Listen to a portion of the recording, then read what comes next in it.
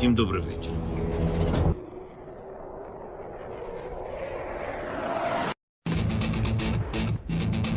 On behalf of the brave, on behalf of every father and every mother who waits for freedom, on behalf of our warriors, and paves the way for a new history.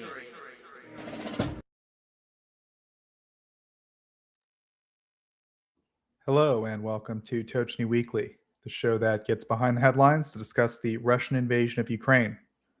We have an excellent show for you this week. If you could, please do hit the like button and subscribe to Tochnyi if you haven't already. Helps us out, helps promote the broadcast. Appreciate it. Please do check out our Blue Sky and our Twitter account if you need updates about what we're up to. And of course, we have our website, Tochnyi.info.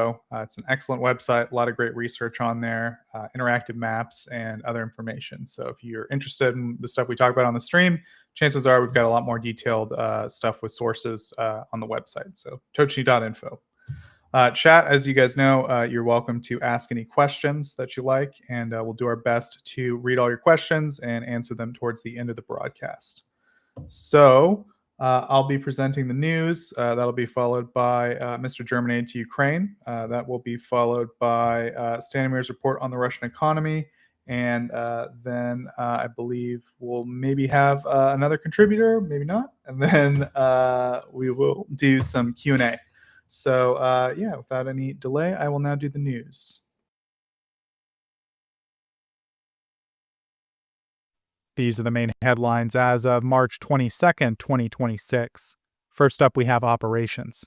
Ukrainian forces carried out strikes on the Saratov oil refinery on the night of March 21st. The attack caused damage to a secondary oil processing unit as well as a large vertical storage tank, with a full assessment of the damage still underway.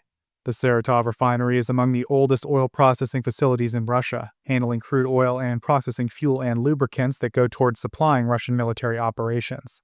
As of 2023, the facility had an annual processing capacity of 4.8 million tons. The regional governor already noted damage to infrastructure in the area, and reports circulating on Telegram pointed to a likely fire at the refinery. The strike on Saratov formed part of a wider overnight campaign. Russia's Ministry of Defense stated that its forces brought down 263 Ukrainian drones over the course of the night. Alongside Saratov, the regions of Moscow, Rostov, and Samara were also said to have come under attack. In Samara, 2 chemical manufacturing facilities were also reported to have sustained damage.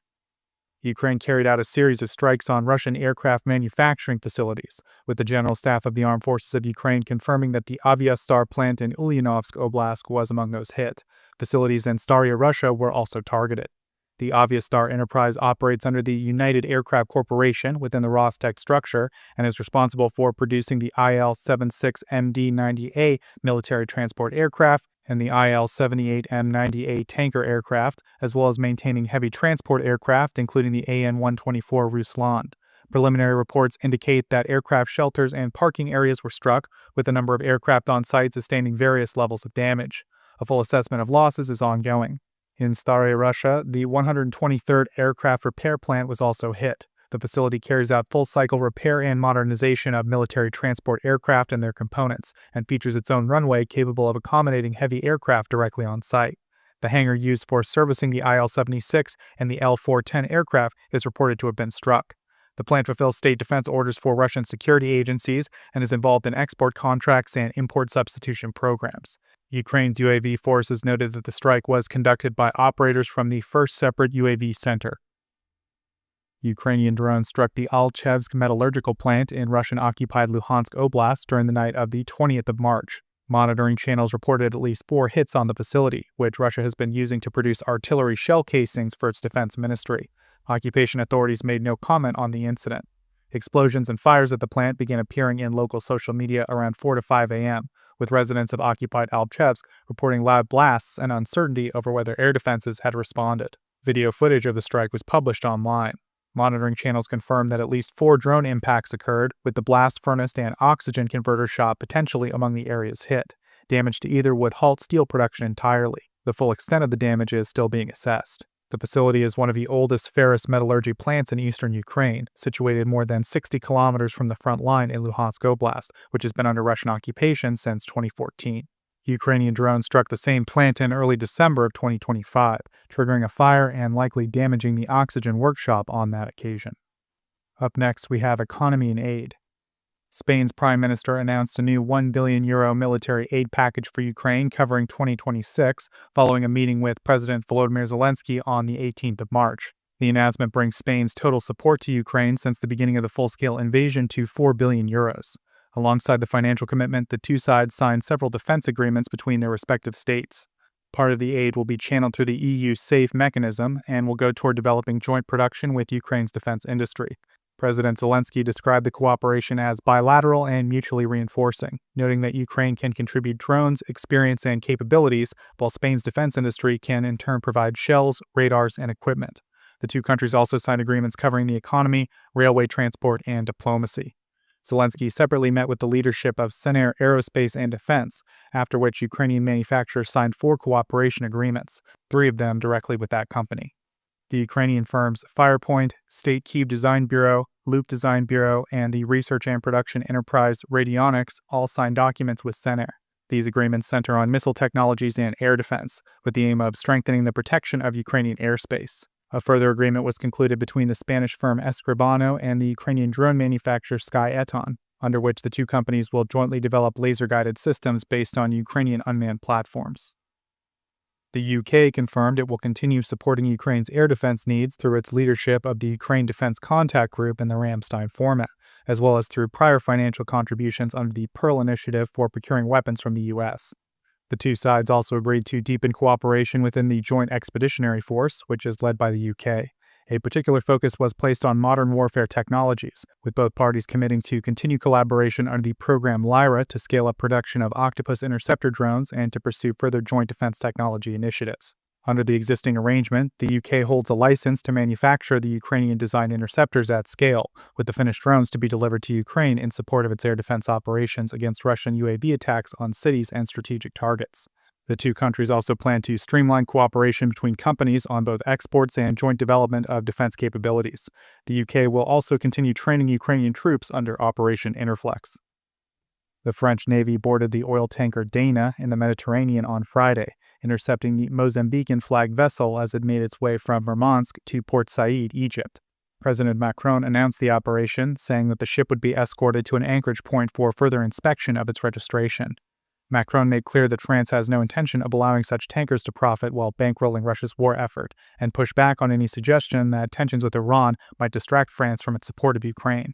This is the third known time that French authorities have carried out this kind of operation in recent months. Last month, they released a suspected Shadow Fleet tanker after its owner paid a fine in millions of euros, and back in September, they detained another Russian-linked vessel, a move Russian President Putin condemned as piracy, with the ship's captain facing trial shortly thereafter. Russia has not yet commented on the latest interception. Up next, we have international relations. Ukraine's negotiating team arrived in Miami, Florida on the 20th of March for bilateral talks with special representatives of U.S. President Donald Trump on ending the war. President Volodymyr Zelensky, in an address on the 19th of March, confirmed that the delegation was traveling to the United States, saying that the negotiating pause had gone on long enough and that a meeting was expected on Saturday. Ukraine's delegation comprises the National Security and Defense Council Secretary, the head of the presidential office, the Servant of the People party leader, and the deputy head of the presidential office. Russia will not be present at the talks, with the Kremlin spokesperson confirming that the negotiations had been suspended on Russia's side, quote, indefinitely, and confirming that the format is strictly bilateral, while leaving open the possibility of a future trilateral negotiation. Preparing for a potential trilateral meeting is one of the central items on the agenda, with Ukraine pushing for firm dates after previous scheduling attempts were repeatedly delayed due to developments in the Middle East. The sides are also expected to work on bilateral documents relating to a future end to the war, security guarantees, and Ukraine's reconstruction. 2 practical matters are also on the table: continuation of the Pearl program for U.S. weapons procurement for Ukraine, and a bilateral drone agreement. Zelensky separately raised concerns about recent U.S. decisions on sanctions relating to Russian energy, cautioning that any easing of those restrictions poses risk for Ukraine. Zelensky has also been pressing for a direct meeting with Trump, citing that certain issues are not progressing amid media reports that Trump's attention has been shifting towards Iran. Belarus released 250 political prisoners on the 19th of March following an agreement with the United States to ease sanctions on key state institutions. The release was announced by the press service of Alexander Lukashenko, which framed it as a humanitarian gesture based on appeals from relatives and recommendations from a state commission led by the prosecutor general. The timing points to a negotiated arrangement, coming after a meeting in Minsk between Lukashenko and a U.S. special envoy, during which the Belarusian leader indicated readiness to comply with agreements relating to political prisoners. 15 of those released were subsequently transferred to Lithuania. Alongside the prisoner release, the U.S. lifted sanctions on several major Belarusian entities, including Belinvest Bank, the Development Bank, and the Finance Ministry, as well as on key potash producers, a vital sector of the Belarusian economy. This is the third such exchange in recent months. Following earlier talks between Lukashenko and the U.S. envoy in December of 2025, Washington eased restrictions on Belarusian potash exports, after which more than 100 detainees were freed. A comparable arrangement occurred in September of 2025 when the U.S. lifted sanctions on the state airline Belavia, resulting in the release of 52 political prisoners. This pattern points to Minsk using political prisoners as leverage in negotiations with Western governments, linking their release to sanctions relief. Human rights groups estimate that hundreds of political prisoners have been held in Belarus since the crackdown following the disputed 2020 presidential election, and despite this being one of the largest releases in recent years, many still remain in detention. Russia's strike on the Novonedstrovsk hydropower plant in the Chernivtsi Oblast triggered a fuel spill into the Dniester River, threatening Moldova's water supply.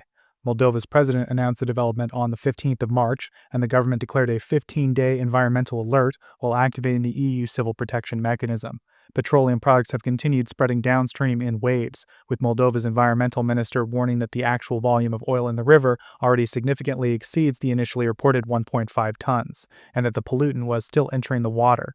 The contamination is linked to a rocket fuel leak following Russia's attack on the plant on March 7th, with oil patches first detected on the 10th of March near the village of Lyadova in Vinnytsia Oblast. Ukraine's State Water Resources Laboratory recorded pollution levels near Naharani at 2.5 times above permitted norms, with a visible oily film and the smell of technical oils along the riverbank. The Dniester is one of the primary sources of drinking water for both Odessa in Ukraine and Chisinau in Moldova. Ukraine's state laboratory sampled water near Odessa's drinking water intake and the Dniester estuary on March 11th as a precaution. Moldova's response unfolded over 8 days. Filters were installed at Koresnita and Soroka between the 11th and 13th, and Romania also sent absorbent booms on the 13th. The water supply to Naslavsia and 4 districts was cut on the 14th of March, and additional containment barriers were installed downstream on the 15th of March when the environmental alert was declared. Moldova's prime minister noted that pollution concentrations in some northern areas exceeded permitted norms for petroleum products and aromatic hydrocarbons, and that the substance continues to arrive in waves, complicating efforts to forecast how the situation will develop. Moldova's environment minister confirmed that Chisinau's water supply currently faces no immediate risk, as protective barriers were installed near the intake station that supplies the capital. And that's it for the main items this week. We will now move to the next segment. Hello guys, the next segment, that would be me. I hope everyone can hear me loud and clear.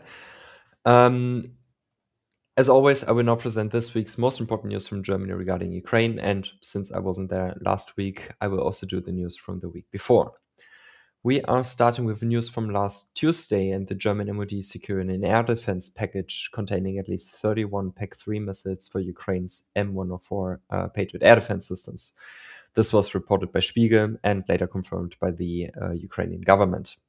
According to the news report, slightly fewer than the original planned 30 PAC-3 missiles from partner nations, including the Netherlands, have been secured following several weeks of negotiations, with them now being delivered to Ukraine, together with 5 additional PAC-3 missiles from Germany.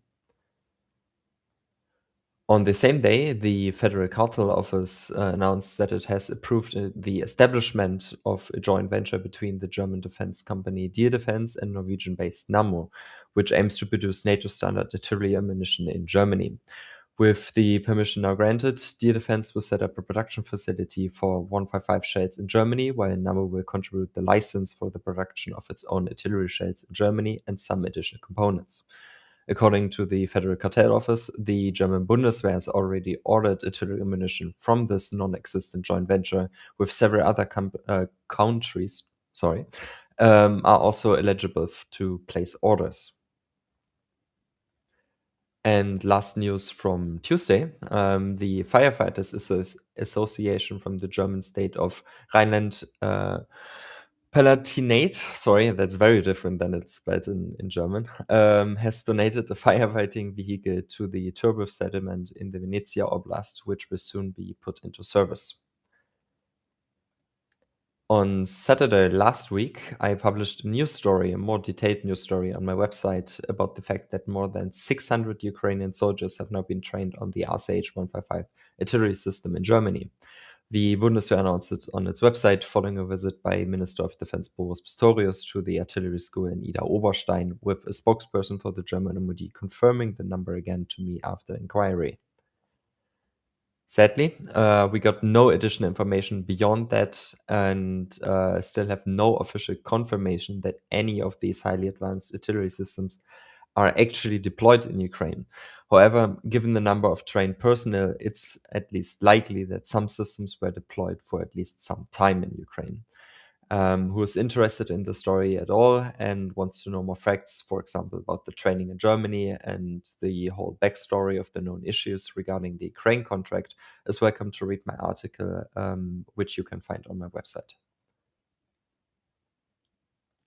Moving on to this week, on Monday, I reported that Rheinmetall CEO Armin Papperger stated in an interview with Deutsche Welle that Rheinmetall has offered Ukraine to supply at least 200 of its new FV-14 loitering munitions to Ukraine 2 or 3 months ago.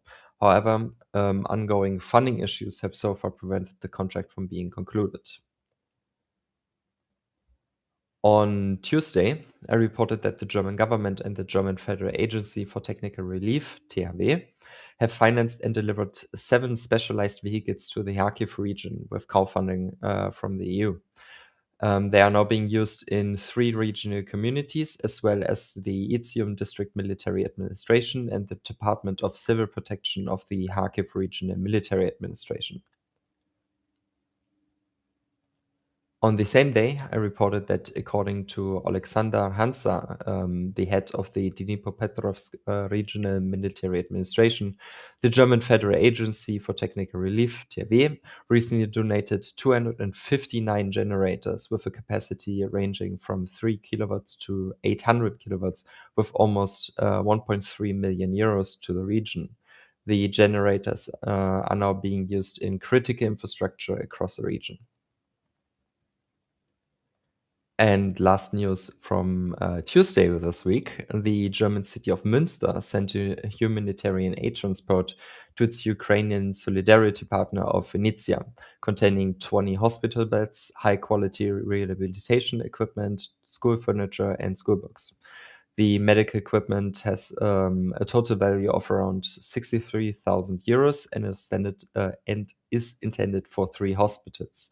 The school furniture and textbooks will be used in shelters at local schools.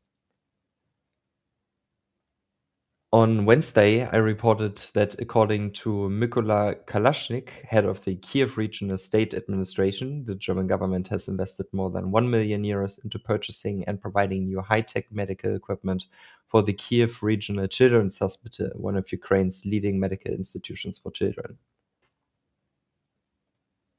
And last but not least, on Thursday, the German city of Bedburg has donated a specialized vehicle for transporting people with disabilities to its Ukrainian twin city of Mykolaiv. The transport was carried out by the German-Ukrainian Association Blau-Gelbes Kreuz e.V. And that's it for my segment. So back to you, Joseph. Thank you, Mr. German Aid to Ukraine. Okay, so up next we have our report on the Russian economy with Stanimir. So there's a few things I wanted to talk with Stanimir about, and then he'll give his general update. So Stanimir, I think the first thing is actually this internet outage that's been going on in Moscow and now in St. Petersburg. Do you have any kind of general update on that? It seems like there's like a kind of confused rollout of this recent outage.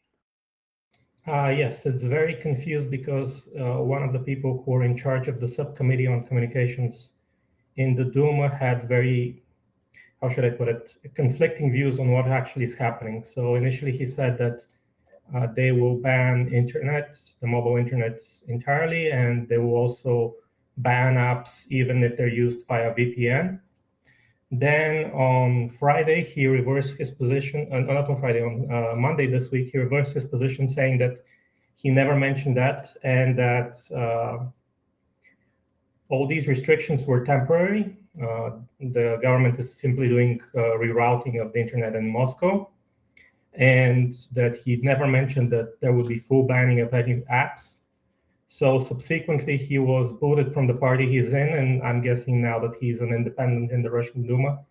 He's no longer going to be the deputy chairman of the subcommittee.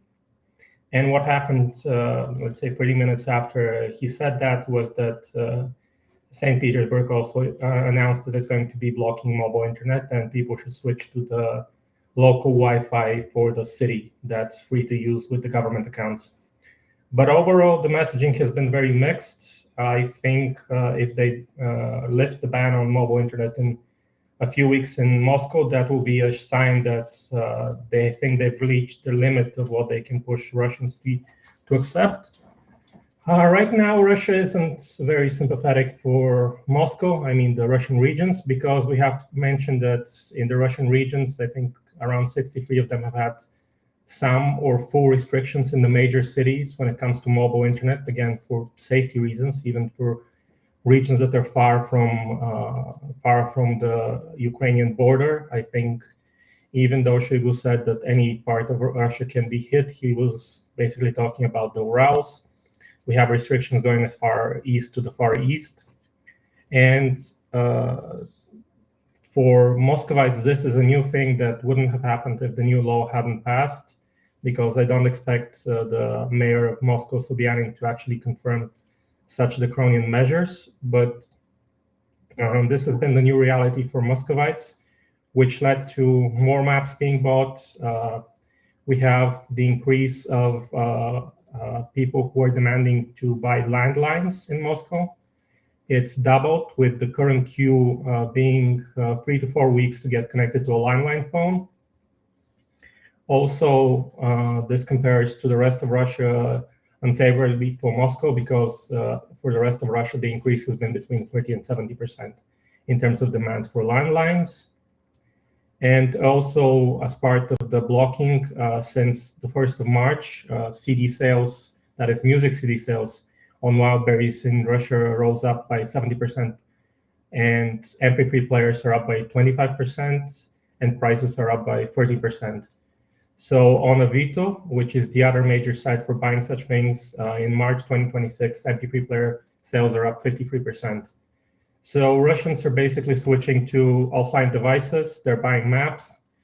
Muscovites are making videos mocking the restrictions and showing how it's almost impossible to operate in the center of the town now that there are full restrictions. Things like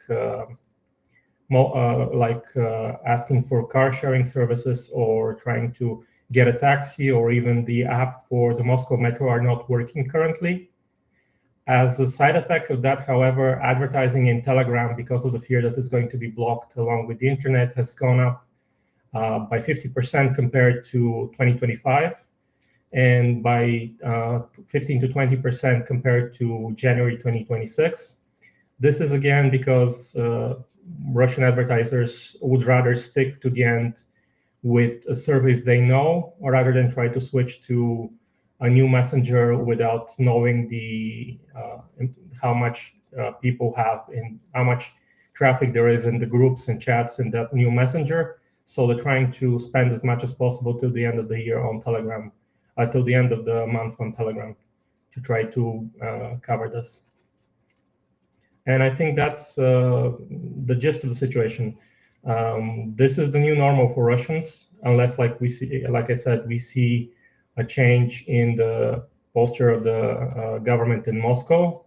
And the city had been spared until now, but now it's going back to the 90s, essentially, with people resorting to pagers and GSM services instead of actually using mobile internet.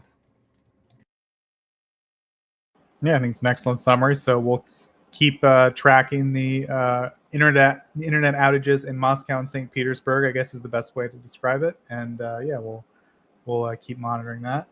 Well, it's now. Okay. Yeah, it's now the internet outages in all of Russia, the mobile internet outages.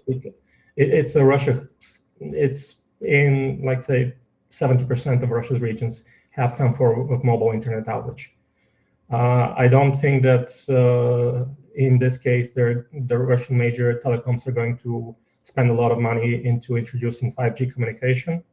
They already didn't have a plan for a big budget. I think it was, I forget which telecom had a budget of several billion rubles per year on introducing 5G. I think that will even be scaled down because Russians can't even access 4G communications anymore. Yeah, it's a good point. I think probably Moscow and St. Petersburg get singled out because number one, they're the city that most media organizations in the world are going to visit if they visit Russia at all. So, like, when they experience it firsthand, it's going to get reported on. And then the second thing, and what Moscow and St. Petersburg residents think will get projected out, you know. And then the other thing is that these are two cities where not only is mobile internet really important for just the general economy, it's like a modern economy, like or a more modern economy, I should say, but also the Russian government itself had been really pushing hard to make a lot of government services and other types of things like exist online through these mobile apps. So it's kind of jarring, I would say, for those residents in particular to have now suddenly all of that just like yanked out after kind of being almost encouraged by the government. So yeah, I don't know, it's a strange situation. But I guess anything else about that, or should we move to the next topic? We should probably move to the next topic, but yes, Moscow is very advanced in terms of internet usage by the government and mobile apps. And compared to that, I think Sofia, where I live, is rather backwards. So yeah, that was a city built on mobile internet, and now it's basically all the money they spent on developing those apps for convenience has gone to waste. Yeah, thanks, Stanimir. Okay, so a couple other ones. You wanted to mention that there was, I believe, some kind of assessment of the impact of the U.S. sanctions on Lukoil and maybe some other entities, and that the ones on Lukoil specifically, you calculated some, or some damages were calculated. Sorry. So yeah, do you want to talk about that? Yeah, the thing is that Lukoil released its statements for 2025 in terms of profitability and financial statements, and it went from 851 billion rubles in 2024, which is close to $10 billion, a bit under $10 billion in profit in 2024, to 1.06 trillion rubles in loss for 2025. And its revenue dropped by 15% to 3.8 trillion. But the big thing is the loss, because it's influenced by the sanctions on Lukoil and the forced selling of assets. And it's estimated that the sale of the assets cost them 1.67 trillion rubles, or around $20 billion. And I have to remind people that this is going into accounts, even if they manage to sell these foreign assets. This is going into accounts that they're not going to be able to access until the lifting of sanctions. So essentially, that's a clear loss for them. Nothing of that is coming back to them, and their international operations are completely blocked from them. They can't access them. In a way, like how with Rosneft you had in Germany, the same thing is happening with Lukoil companies in Europe and in the US. So in Bulgaria, we've actually taken control of the refinery, and it's no longer working with the parent company. So yeah, that was a significant loss for the company. $20 billion in one quarter in terms of losses. I don't think there are many companies that have seen that happen to them. Yeah, I guess it's just in light, especially of the recent news about the U.S. lifting sanctions on certain entities involving Russia. It's like important to note how big of an impact those sanctions can have, and how important it is for the U.S. to keep them going. Yeah, anything else about that, Stanimir? I think that about covers it. Yes, that's it for Lukoil. It's going to probably recover into profitability in 2026, but that's going to stink.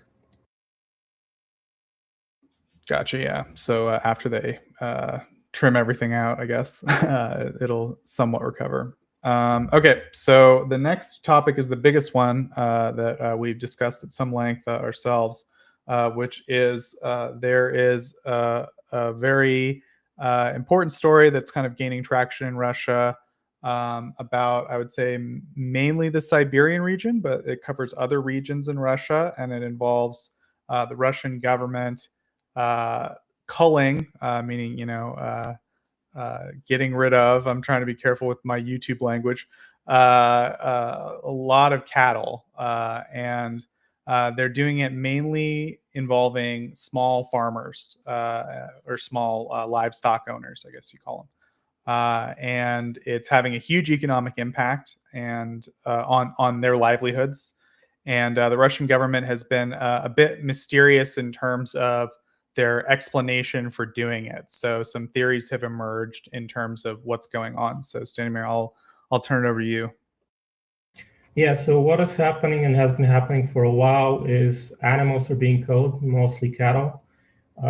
They're being taken from small farmers without the government showing any tests or official documents. So basically the police goes there with the veterinary service and they push the people away from their farms, and then they start killing the animals.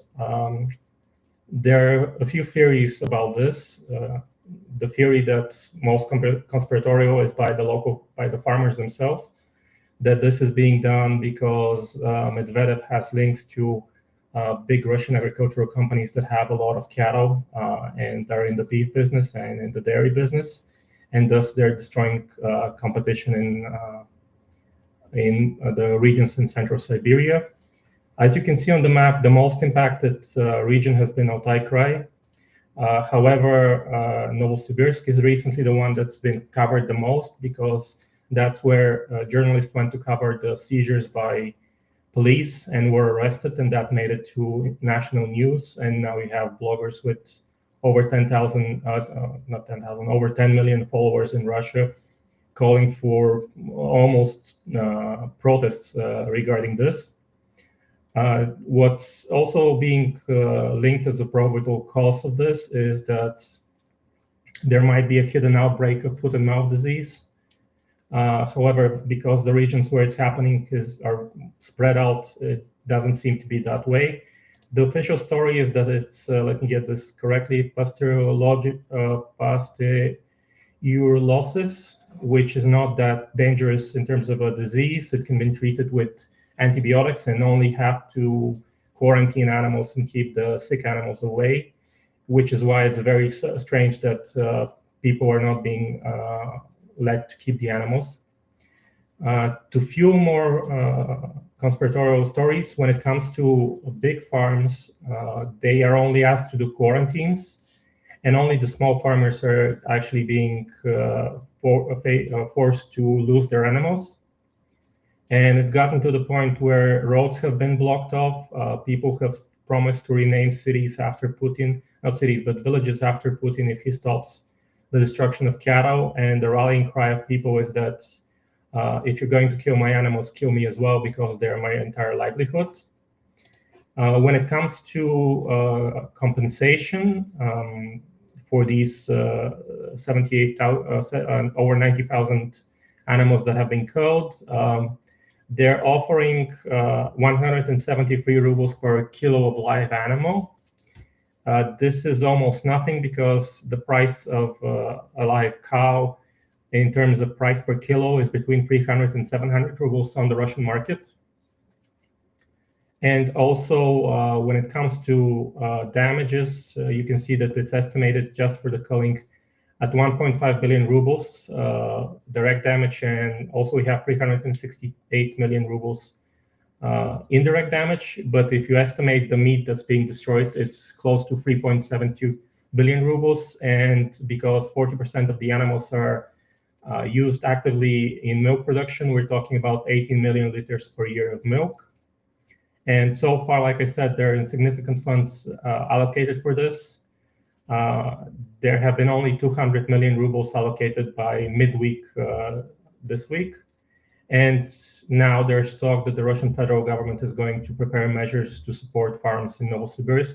But like I said, the issue is that it's not just Novosibirsk, it's all over Russia. And Fontanka also did a story on this and saw that this has been happening quietly under the radar in a lot of regions in Russia at small scale, which again leads to the theory that it might be big companies using their leverage to destroy small competition. Also, on the other side, we have evidence that it might be a foot and mouth disease outbreak that's being hidden because Kazakhstan has introduced temporary restrictions on the import and transit of Russian livestock, and also Russian feed without heat treatment and livestock products from Russia due to the culling of the animals. So they might have internal information from the Russian government that it's much more serious, so they should close the border now. And this also means that when it comes to Russian beef exports and cattle exports and dairy exports, they're closed off from the rest of the Central Asian republics, because usually to get there you need to go through Kazakhstan, and that is now a limiting factor. But overall, it's become a big story with people trying to set themselves on fire just to prevent the police from getting to their animals. And it's continuing because I don't think the local government is going to renege on its demands to destroy all animals. The best thing Russian farmers right now can hope for is an increase in the compensation they get from the government. And these, I have to say, are not opposition voters. These small farmers are loyal Putin voters, and now the state is just throwing them under the bus without even telling them why their livelihood is being destroyed, because it's really all they have in these small villages. The subsistence minimum is not going to cover their costs of living there. But yeah, this is the big story right now in Russia, and it's gotten a lot of coverage, and a lot of people are angry about it. Yeah, it's definitely like we've talked about it. There's, as you said, kind of two main explanations, and they both have evidence that kind of fits one or the other. And so it's just a little difficult to know exactly what the issue is. It's a bit puzzling, I guess, right? Like, if there is a big disease, it sort of makes sense why Russia is doing this, but we mostly hear from the local residents that this is happening to, that their animals were healthy.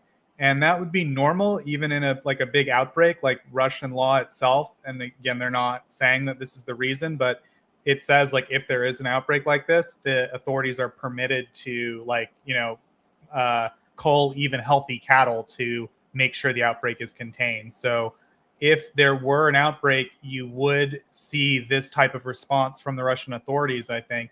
The thing is, though, even you would expect even 1 in 10 of the locals saying, well, yeah, my animal did have blisters forming and was showing signs of being sick, right?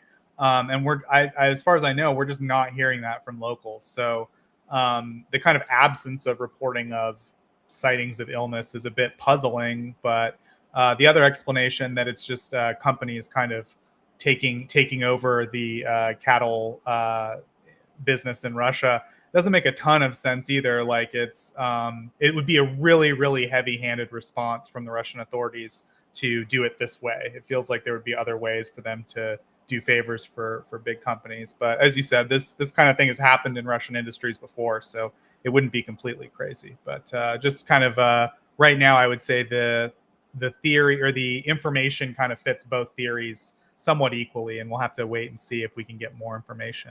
Would you agree? Yeah, for now we don't have enough information, and also I have to say that this map isn't up to date because this was done on Tuesday or Wednesday, which is why in Novosibirsk you have just 3,400 cattle killed. Killed, but it's going to rise drastically because it's been happening all over the place in Novosibirsk. And they've declared a state of emergency because of it. And again, it's very weird to declare a state of emergency without specifying the disease outbreak. But if it's foot and mouth disease, that would mean all agricultural exports from Russia would have to be stopped for the duration of the outbreak and until the quarantine passes. And that might be one of the reasons why they don't want to announce that, because that would be a huge hit on Russia's agriculture, which is already not doing too well. Yeah, personally, I lead towards more that explanation, that there's some kind of an outbreak or disease problem, probably foot and mouth disease, I would guess, and that the Russian authorities are trying to cover that up because it would affect their agricultural export market, which is a pretty significant source of revenue for them, especially when oil's not doing so great. Okay, I think that's it for that, Stanimir. Is there anything else? No, just a general report. Okay, yeah, we'll go ahead and start the general report on the Russian economy. Over to you, Stanimir. Yeah, and first I have some return to the news that people wanted to hear about. We have another report of Russian gas stations without gasoline. This time it's from Kirovsk in Murmansk region. We have gas stations for Rosneft without A95 gasoline, and some even don't have A92 gasoline. They just have diesel. I have to point out that the Russian government decided to lift the restriction on refineries exporting gasoline a bit too early and prematurely. And maybe this is what we're seeing right now, because right now the roads in Murmansk are not closed down. There's a flow there. You can travel freely on the major roads, so there shouldn't be any problems with deliveries of gasoline to gas stations. And they might have opened the season of gasoline shortages in Russia a bit early because of those lifting of restrictions. Now, for the main stories, this week we had the Russian central bank lowering the interest rate by 0.5% to 15%. I have to point out, however, that Nabiullina, the chairwoman of the central bank, is very worried about the conflict in the Middle East, because she sees it as something that will slow down the global economy, and that would hurt Russian exports more than the increase short term of oil prices, which is only going to help a few parts of the Russian economy. I guess she's not also talking about the other energy resources or steel that's being exported from Russia, but she's seeing it as a possible lead to a recession globally, and then that hurting the Russian economy even more. So that's her take on this. We also have news that the Russian Federal Anti-Monopoly Service is proposing to limit the bonuses of administrative staff in companies working on state defense procurement orders. They want to limit it at around 40% of their annual salaries, because they claim that currently the bonuses are too excessive. But I have to say here that maybe the companies are right, because this is a way for them to offer a lower salary, but a high incentive for workers to join and perform. A lot of Russian contracts are done with two parts, with one being the salary and the other being the bonus payments, which are regulated in a certain amount. So this is part of the regular salary for some people, because they can't get the bonus below some level despite how they perform. So maybe in this case, the companies are right, but the bonuses are excessive when it comes to defense procurement. But I also have to say that the corruption is also excessive, and maybe they should try to work with that, not cutting the salaries of people. We also have news that the Russian power generation company Roshydro in 2025 came with a net profit of 118 billion rubles after a loss of 61.6 billion rubles in 2024. And revenue and state subsidies grew by 15.3%. The reason I'm focusing on this one is because this also came after the Russian government gave them subsidies for paying too much for coal, offsetting their costs for coal, and also raising prices on consumers who have had their electricity bills practically increased by over 100% this year because of the recent increase in prices and the recent changes in the limits. So they've managed to stabilize the state company that produces power, but this has happened at the expense of the coal companies and at the expense of consumers who have to pay a lot more for their electricity. I want to also point out that we had last week at the end the story that capital investments in Russia decreased in 2025 for the first time in 5 years. And this is significant because Russian analysts expected a decline in the growth, but not a decrease by 2.3%. Whereas in real terms, in 2024, the growth was 8.4%. But I have to say that still capital investments in Russia are still very high. However, the drop and not accounting for inflation is going to hurt them significantly. And when it comes to Russian oil that's being traded to India, we have news that it's being sold at a premium of over $5 per barrel on the Indian market. However, shipments of Russian oil overall for last week were down 6.7%. This is partially because of the lifting of sanctions by the U.S. because companies prefer to buy Russian oil that's already at sea because it's going to be delivered quicker. The lifting of sanctions happened in 2 stages. So the U.S. lifted sanctions on oil that was already at sea by March 5th, and then increased that to oil that was at sea by March 12th. And in March, India is expected to buy 27% more oil from Russia than in February and 70% more than in January. 2 of the big buyers here are Nayara Energy, which is partially owned by Rosneft, so that shouldn't be a surprise to people. They're making deals almost internally. And the second one is Erlend, which increased 3 times its purchases of Russian oil.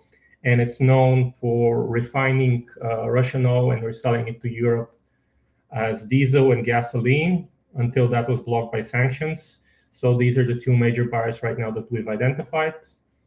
However, transportation costs to India and North China from the Baltic rose by up to 30%, and from the Black Sea by 40%. So this is $6 from the Baltic and $8 and a bit from the Black Sea basin. And I have to say, however, that even when you account for this increase in the prices of transportation, which are now over $20 per barrel, the price that you get after that for Russian Ural oil is now around $90. I'm going to say again that for March, this will mostly go to the companies, but from April, you're going to see increase in taxes and an increase in oil and gas revenue for the Russian government. And this is very beneficial for them. And if it continues for a few more months, they might get to their deficit target for 2026, or even have an even better budget situation than that, and even shrink their deficit. So this is very significant for them in terms of windfall. The price of Russian Ural oil on the Indian market by the 16th of March had grown 94% compared to before the war. And however, this also led to the spike in the price of transportation because it's above the price ceiling for Ural oil for both the US and the EU. For the US, the price ceiling is $60. For the EU, it's $44. So right now, only the shadiest tanker operators are taking deals with Russian companies for delivering oil. So because of the seizures also by Western countries, the price for shipping from the Baltic to North China reached $22 million, when in the previous week it was $17.8 million. So that's a big increase in shipping. But over the next few weeks, shipping prices might go down again as the market stabilizes after the initial shock from the conflict. So Russian companies might return to making even more than $90 per barrel in terms of revenue from oil after you account for the transportation costs. And I have to say that even with these lifts of these removal of restrictions on Russian oil and Iranian oil, we're barely just keeping the price of oil below $120. So right now, because the Strait of Hormuz is closed, and there also have been attacks on the Saudi Arabian facilities in the Red Sea, I'd say that if nothing improves there, we are in a huge crisis because of underplanning by, I'm going to say, the U.S. administration and the IDF, and that's going to significantly help Russia, because if you sell Iranian oil, you put the money in an account that cannot be transferred to any Iranian bank. But if you sell Russian oil, there are still banks that can process the transfer and they'll still get the money. So that's a big win for them, even if, like I said, the chairwoman of the central bank expects that this will get worse over time. We also have news about one of the seized companies, Zloto. It was seized by the Russian Prosecutor General's office through the courts. It was essentially nationalized because they said the major shareholder used his position in the government to enrich himself. What happened this week was that there was a decision in Moscow City Court that led to the Russian Federal Bailiff Service seizing 32.1 billion rubles from the account of the company. So essentially leaving the company without any money in its accounts for operations. And as soon as that happened, the company went into a technical default because it couldn't service some of its debt that came due this week. And as an afterthought of that, the stock of the company dropped by 15%. So basically, after they seized the company, they're now practically destroying it. And it's one of the largest gold miners in Russia. And the final big national news story for this week is that Russian Railways is planning to cut their central office staff by 15%, or around 6,000 people in 2026. And this is again because Russian Railways has problems with actually being profitable. Revenue is rising, but not fast enough to cover the costs, and their debts are enormous. So they have to cover those with debt servicing. So they're going to continue to cut non-essential staff and sell assets to improve their situation.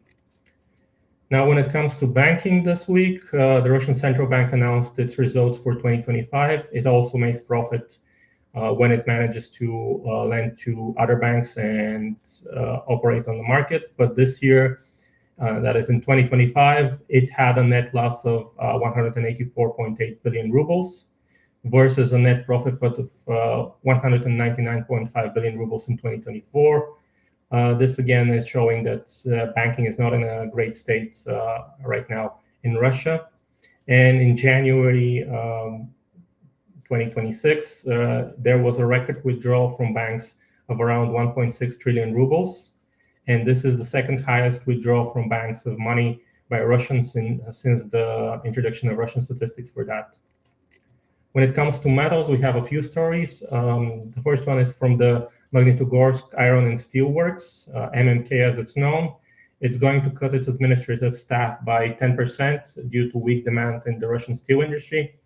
And in 2025, the company utilized only 70 to 80% of its production capacity and operated at the low to no profitability. They're operating standard blast furnaces. And if you know about that, if you're going to produce less steel, that means it's more expensive because you're still going to put as much fuel as you would otherwise, and you will just raise your costs. And maybe they've managed to also limit their production cycles in their blast furnaces, and that way they managed to cut some costs when it comes to production.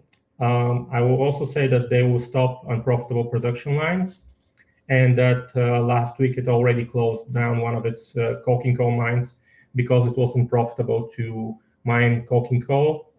Even that high-grade coal was unprofitable for them, and it was cheaper to buy off the market. We also have the Russian aluminum giant Rusal reporting $455 million loss for 2025 versus an $803 million profit in 2024. And despite revenue increasing 22.6% to $14.81 billion, but the adjusted EBITDA dropped by 29.5% to just over $1.05 billion. So most of the news we have from the Russian metallurgical sector, even with the slight improvement because of the conflict, is still very negative. When it comes to grain, the volume of wheat exports in March is expected to grow by 16 to 21%, or 4.3 to 4.5 million tons. And this time exports are being boosted because the ruble weakened significantly over the week by, I think the limit it reached was around 8% decrease in the price of the ruble, even though it strengthened at the end of the week. And also the other reason is the rise in prices on the global market of wheat. When it comes to coal, despite the rising prices of LNG because of the conflict in the Middle East, exports of Russian coal to the Pacific are on the rise, but they're still largely unprofitable. When it comes to netbacks, they're still below the 2,800 ruble to 3,000 ruble mark that they need to cover production costs. And so far, only South Korea is profitable for Russian coal because of the shorter distance and the higher price that's being offered. And when it comes to Russia's main coal mining region, we had data for 2026 for the first few months.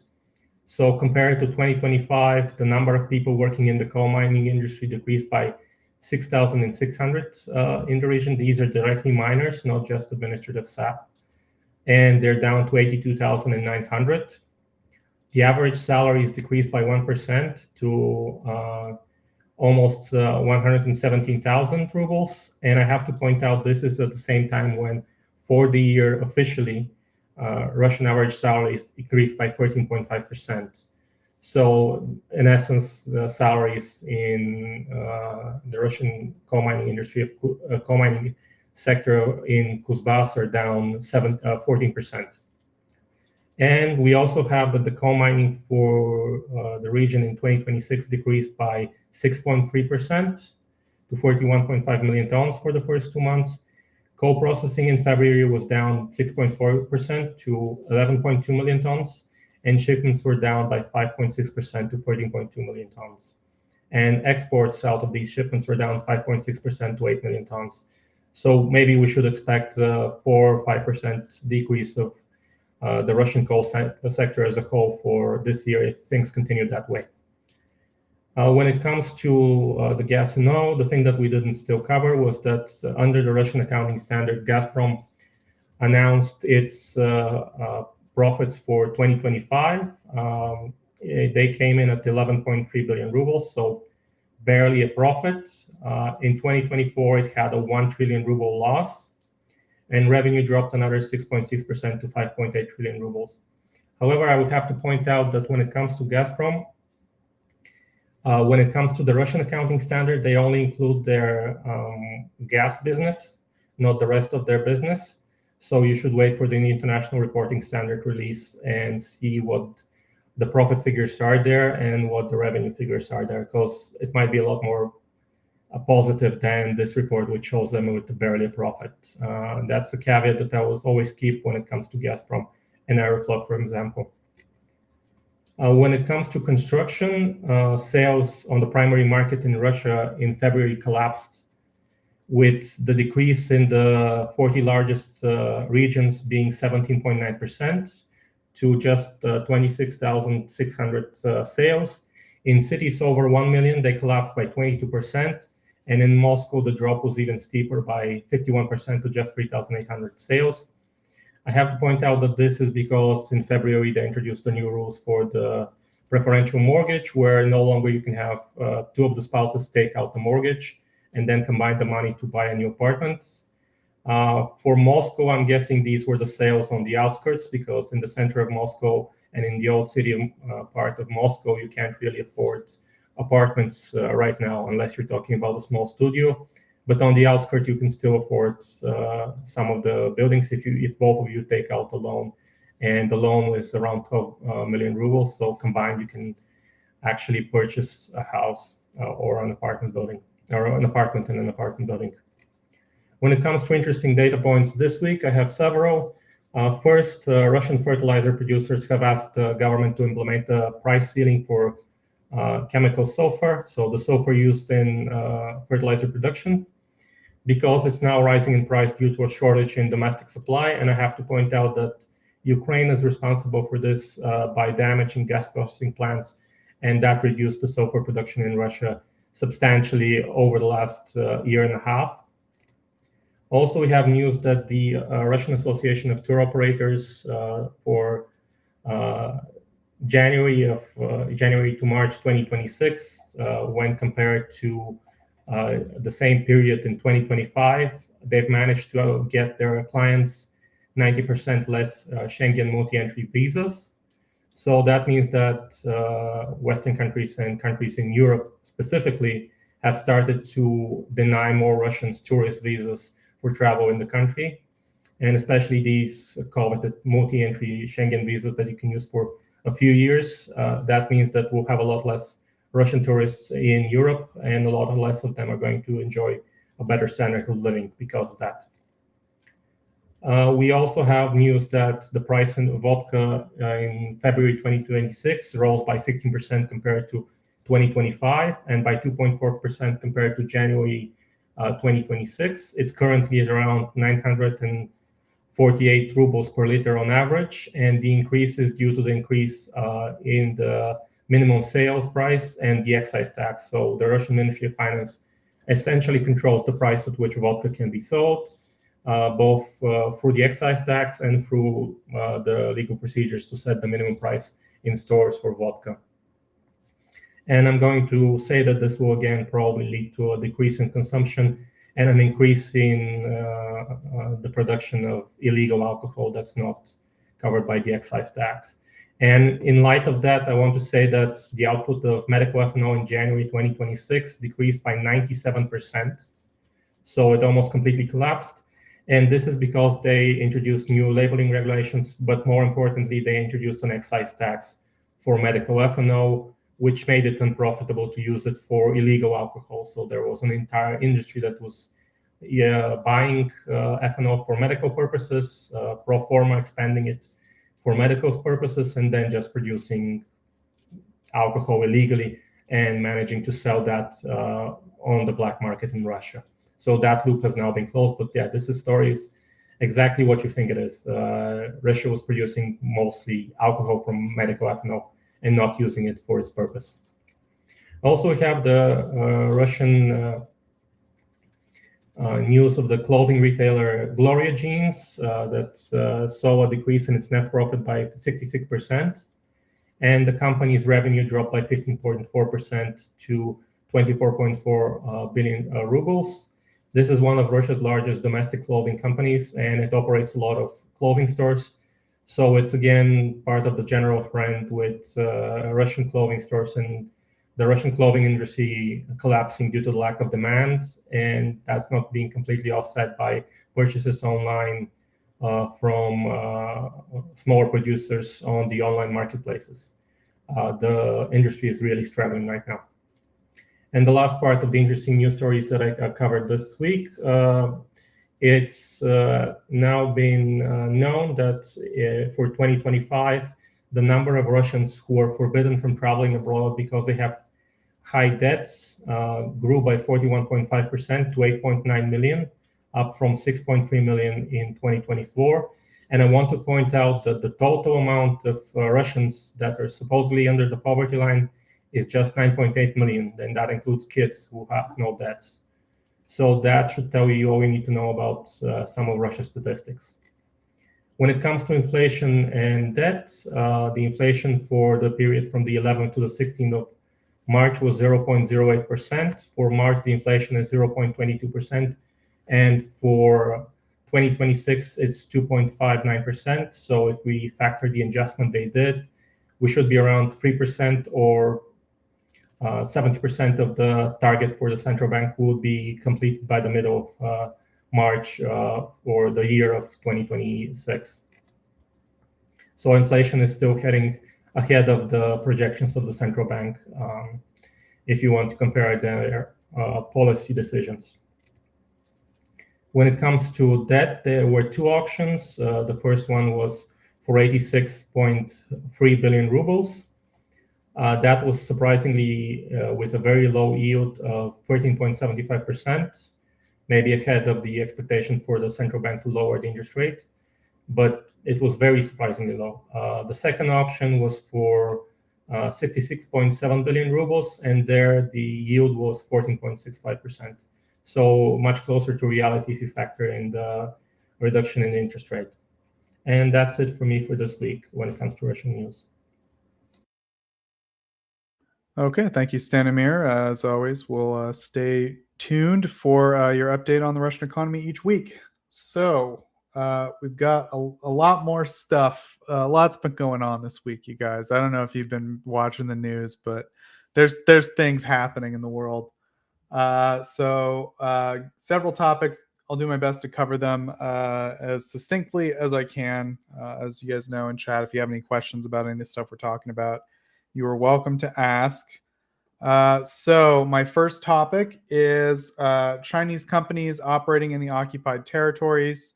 There were some recent investigations by, I believe, some Ukrainian outlets that uncovered the heavy activity of the Chinese companies that were operating in the occupied territories of Ukraine.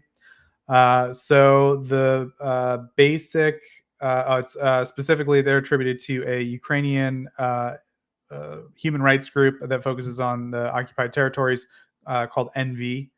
And they pointed out that a lot, basically all the major infrastructure in the occupied territories is being supplied by Chinese companies.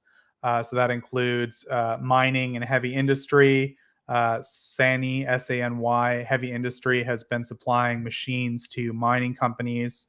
A lot of the construction and infrastructure production in those regions is handled by Chinese construction companies like AMA Construction and Zhongxin Heavy Industrial Machinery Company.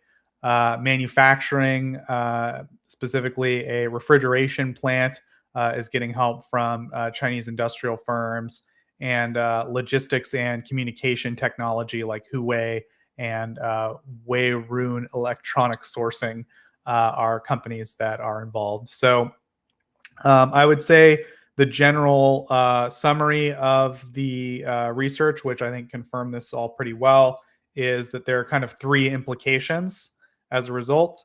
I think the first is the kind of explanation for why it's happening. I think Stanimir has kind of pointed out every week that basically the Russian economy isn't capable of providing these services and products at a reasonable cost to begin with. So they don't really make the kind of heavy mining machinery anymore that they would need. So they basically have to buy it from China. And in addition to that, things like the Russian construction industry are really struggling to put capacity out at a reasonable price. And as a result, they basically China is able to charge a premium for their services to Russia, and the Russians are paying it because they don't really have much of a choice. So I think that's kind of the general reason why China's there. Is Russia doesn't have the ability to do this stuff themselves, and the Chinese have been willing to step in and make a bunch of money. There's other implications though as a result. Probably one of the more important ones is that the region is now financially and strategically in a certain way tied to China, and logistically tied to China. In other words, if there is an eventuality where, of course, I guess, God willing, Ukraine is able to take back the occupied territories, this creates a complication in terms of reintegrating those regions, right? They're now dependent on industrial machinery parts and maintenance from China.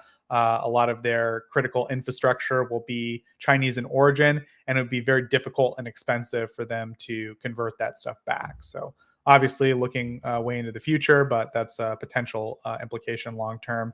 It also gives China kind of a direct interest in this region, right? Their companies are now involved. Obviously, it's a pretty small, relative to the Chinese economy, it's a pretty small investment for them.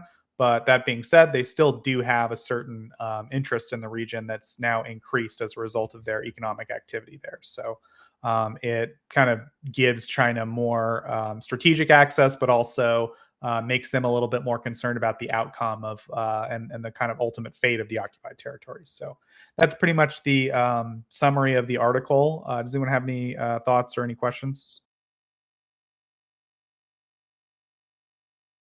Okay, next topic is we wanted to talk about, man, this story goes so deep. So recently, there was one American and 6 Ukrainian nationals arrested in India.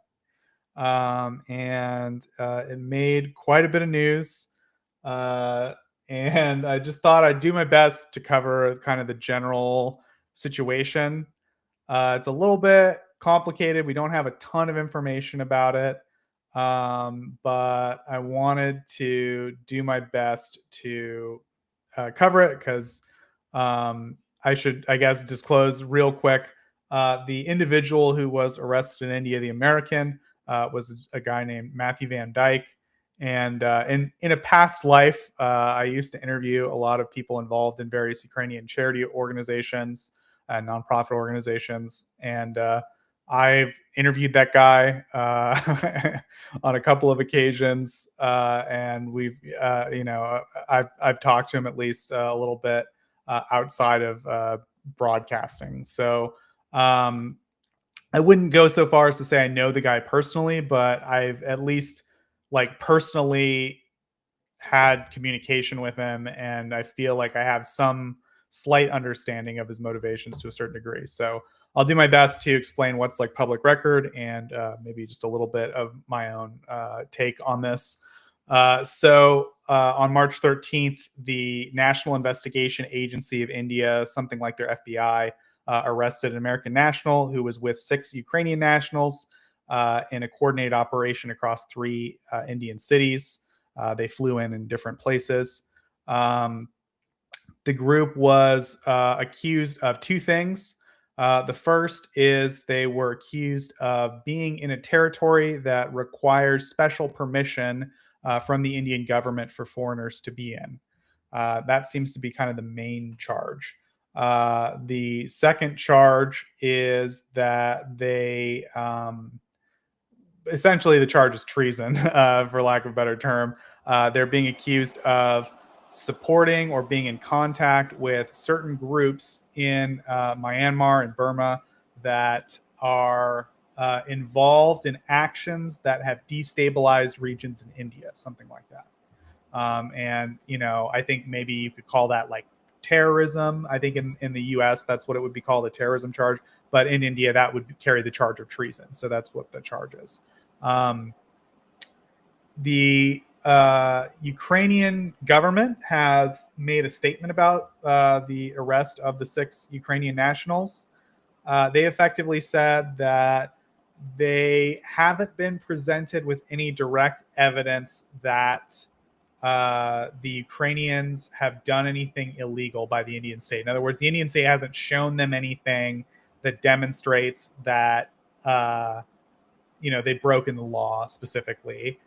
The Ukrainians also mentioned in the same statement, which is a little bit strange to me, that it's not unusual that all these restrictions on traveling to regions in India exist for foreigners, but they're not clearly marked. There's not signs everywhere saying no foreigners allowed, and it wouldn't be incredibly difficult. And it's happened before where the people have wandered into these regions, right? And it's kind of not a treason, an act of treason to do so.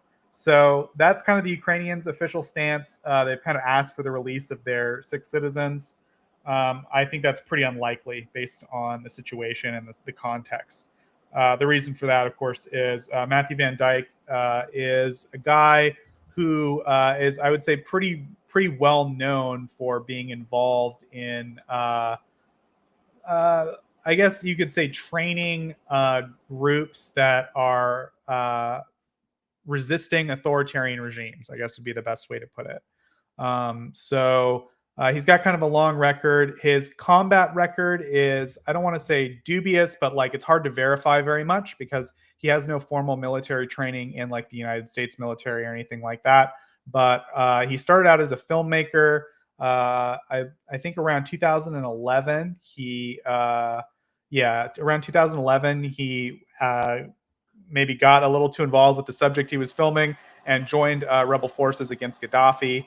He was captured and held in solitary confinement, an experience that, in my own interviews, he said was quite traumatizing, difficult. And eventually he escaped and continued supporting, Libyan forces against Gaddafi. Later, he went to Iraq. He founded a nonprofit organization called Sons of Liberty International, and he focused that organization on training different groups in Iraq. I think mainly the Kurds, but I don't know a ton about. Assyrian Christians specifically, who were fighting ISIS. And then I would say that got him a lot of credibility in some circles in the American right. So he made appearances on Fox News talking about this and stuff like that. And then in Ukraine, from 22 to 2026, he was involved in training a lot of Ukrainians. And that, of course, is when I was interviewing him back then. And that was, I think it was pretty common knowledge back then that the Ukrainian forces had a lot of capacity. They had to get a lot of people into combat positions very quickly, and they didn't have enough time to train everyone adequately. And so you had a lot of units, especially territorial defense units, that were very undertrained. So Soli specifically was mainly focused on providing like pretty bare bones basic training for different, mainly territorial defense units that weren't getting adequate training. I assume maybe that's the reason he left Ukraine, is eventually, the Ukrainians were able to train most people to a better degree, and there have been some international training efforts and things like that. And for reasons I don't know, I haven't been in contact with him since then. He decided to get involved in what's going on in Myanmar. What's going on in Myanmar is way too complicated to explain. But let's just say there's an authoritarian military junta, or like military government, in control of the country. And there are like a ton of different groups that are currently resisting that government. And they've, I would say, been increasing in momentum over the last few years. These groups kind of started out very primitive, or whatever you want to say. Like they had improvised weapons. Now they're using much more advanced stuff. They've captured things from their enemies. They've received weapons from various other groups and backing. And they've managed to, develop their own networks and things like that. So in this milieu, there's kind of like Chinese-backed groups. There's like groups that are just fighting the military government that are kind of indigenous groups. There's all sorts of different groups involved. And, I don't personally, I can't vouch for the guy completely, but it seemed to me like when he was in Ukraine, Matthew Van Dyke was really struggling to fund Soli. Like he saw a lot of need for what Soli was offering, and he needed very basic stuff and like practice weapons for training. And he, was spending a lot of time on pretty minor media appearances to get that support, that a few $1,000s, for example. So if he was backed by the CIA back then, I mean, they weren't paying him much as far as I could tell. But maybe in the intervening time, he got involved. But if you had to ask me, as someone who talked to the guy, and, again, take it for what it's worth, I don't know anything special, but I don't think this was like a CIA operation. I think that this was Matthew Van Dyke on his own. I think that he convinced 6 Ukrainians to go with him. I have no idea how or why, but I'm sure that he was, he's a charismatic guy. He's made a lot of media appearances, and he knows how to communicate well. And, he started his own NGO and things like that. And, for whatever reason, he decided to get mixed up in this.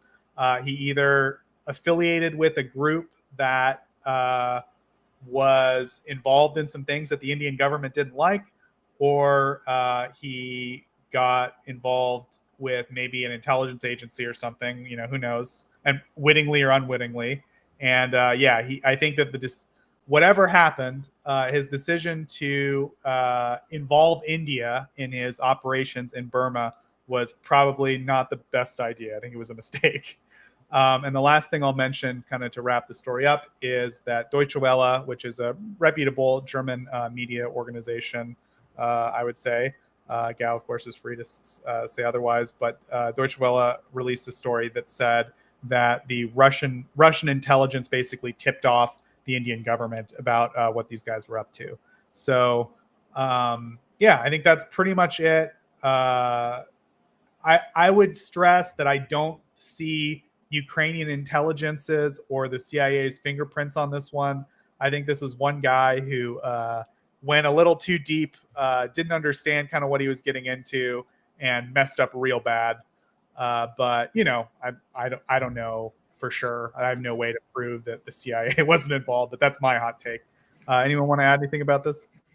Yeah, I just want to add that it wouldn't surprise me that he would be like his motives would be purely ideological, and that I know that there are groups in Ukraine, volunteers that have been training Ukrainians that no longer have necessarily the market for their services, so to say, that they used to have, because both the Ukrainians have improved their training facilities and training regiments quite substantially, and there are quite massive efforts abroad as well. So maybe they just didn't see a use for themselves in Ukraine anymore, and been following the guy for, I guess, almost 4 years, and he seems very ideological and also religiously motivated to do what he has been doing the last 10-15 years, right? So Yeah, I agree. Hopefully he will not spend too much time there in some way or form. He and the Ukrainians, I hope, will be released. Yeah, I think, I have to say, it seems like by any measure in any country, what he was up to would be considered a violation of the law and sovereignty of that country. So I would say, it's completely India's prerogative to investigate it and have a trial. But as you said, I kind of hope that they don't really throw the book at this guy and charge him with some kind of spying or espionage or high treason, things like that. It seems like more of an ideologically motivated guy who either got misled or, was just trying a little too hard and, screwed up big time. And I really hope the Ukrainians under him, who I think it's fair to say they were kind of following his lead since he runs the organization and he's been kind of training Ukrainians for a long time. I hope that they're kind of helped out. But I think the Ukrainian government's current stance that these are just some guys who maybe accidentally wandered into a forbidden area. I don't know. I don't think it's totally reasonable for them to suggest that that's what's going on and that those guys should be released immediately, considering the background of Soli and what they're doing, right? I don't know. I think they're going to have to maybe say something a little more serious to the Indian government if they hope to get to work this out, I guess you could say. I don't think that official line is going to work on the Indian government. But, hopefully, according to one of our colleagues, Indian colleagues, these types of trials don't usually get a lot of public information about them. These, high profile trials like this about national security. So hopefully we'll learn some information, but we might not learn a whole lot. Yeah. Okay, let's move to the next topic. So the next topic, very briefly, is there were 2 Russian ships headed to Cuba to supply oil to the country. As you guys might know, there was basically a collapse in the Cuban electricity grid last week, and as well as there's currently one ongoing. The Russians sent 2 ships with oil to supply oil with Cuba to help try to fix that. The first ship, I'm not totally clear exactly what happened, but my understanding is U.S. Navy started tracking the ship, and that ship sort of changed course. So the first ship is not going to go to Cuba, as far as we know now. The second ship is like currently on the way. At least one of them is escorted by a Russian military vessel, but I don't know. Again, the full extent of all this. But the point is, there's still one vessel that is supposedly heading to Cuba. So I guess we'll see if there's any development there. But as of now, that's the current situation with that. The next one is for some comments that President Zelensky has made recently. He's been pretty candid about some things, so we just thought we'd do our best to provide some update and some context. The two, I guess, like main things that he said recently that are significant is that he talked about how the European Union is currently in discussions with Ukraine. So, as I said in my news update, France just this week seized a Russian Shadow Fleet vessel. As a result, this remark was made by Zelensky, which is that the Ukrainians and the European Union are working together to come up with a legal framework whereby the cargo of Shadow Fleet vessels can be seized. Right now, the European Union is using certain protocols that allow them to impound vessels and fine them for being stateless. But as far as I understand, they haven't used something which is their prerogative to seize the cargo of vessels. And as you guys probably know, there's currently a significant energy crisis going on. So I think that it, somewhat makes sense for the Europeans to just straight up seize the cargo of these illegal ships. But the mechanism to do this, it's a little bit unclear. Zelensky himself is saying that this is being discussed. There's a little bit of background to this in the sense that there is a 20th sanctions package on the table right now. It's been negotiated. Everything's in place. One of the key provisions of the 20th sanctions package is that it more or less outlaws all of the activity of the Shadow Fleet in European waters. That means that it gives the European nations much more legal cover to seize these vessels. So that's something. It doesn't specifically say that they can seize the oil in this new sanctions package, but it would really empower the Europeans to do more seizures. And that sanctions package is currently being vetoed by both Slovakia and Hungary, and they've claimed that they're doing that basically until the Druzhba pipeline is fixed. So in theory, this might be something that is still being discussed at the European level, but at least according to Zelensky, it's a thing that is on the table. Do you want to say something else? Yeah, I thought we could bring up the fact that Croatia has offered themselves to be an oil terminal in these difficult times of oil drought for Hungary and Slovakia, and wouldn't be a bad idea to maybe seize Russian oil, send it to the Croatian terminal, and pump it to those countries that have so big troubles getting fossil fuels. Yeah, they've been presented with a couple of alternatives, and they basically said, no, we basically demand this Druzhba pipeline that be fixed specifically by Ukraine, even though Because Russia blew it up. We want the money to go to Russia for some reason, not to anyone else. That's basically what they're saying, right? Yeah. Yeah, that's right. I'm not sure. Mr. Germany was asking, have the Germans seized any Russian ships? I don't know, actually. I don't remember any, but you would probably know more than me, honestly. Yeah, at least I remember from last year, I think it was about a year ago, so that the German customs actually seized the Russian ship. Was it the Aventum? That name rings a bell. Yeah, I had to Google, but my impression from back then was that they actually seized it. Not just, took quickly position and then let it go or something, but actually seized it, so it's German property now. But I have to do more research on it. It was just a fast thought of mine. Yeah, same here. I just did a quick Google, and yeah, as you said, Germany did seize a ship, and at least in the Deutsche Welle article, they basically say the ship and its property become German property. So it sounds like they already seized it. So I think what Zelensky's talking about is basically giving the issue right now. I think for some countries is that if they do this, they're singling themselves out for retaliation by Russia. But if Europe does all this together, they become a much more formidable force that Russia has to retaliate against as a whole. And then Europe can actually hurt Russia more than Russia can hurt Europe in a lot of ways. So I think that's kind of what Zelensky's talking about here, more than like a special legal mechanism that's being created. I think that the legal mechanism basically exists. It's just a matter of like giving the Europeans the confidence to use it, like uniformly, something like that. So that's my kind of general interpretation of what he said. Anything else about this seizure stuff?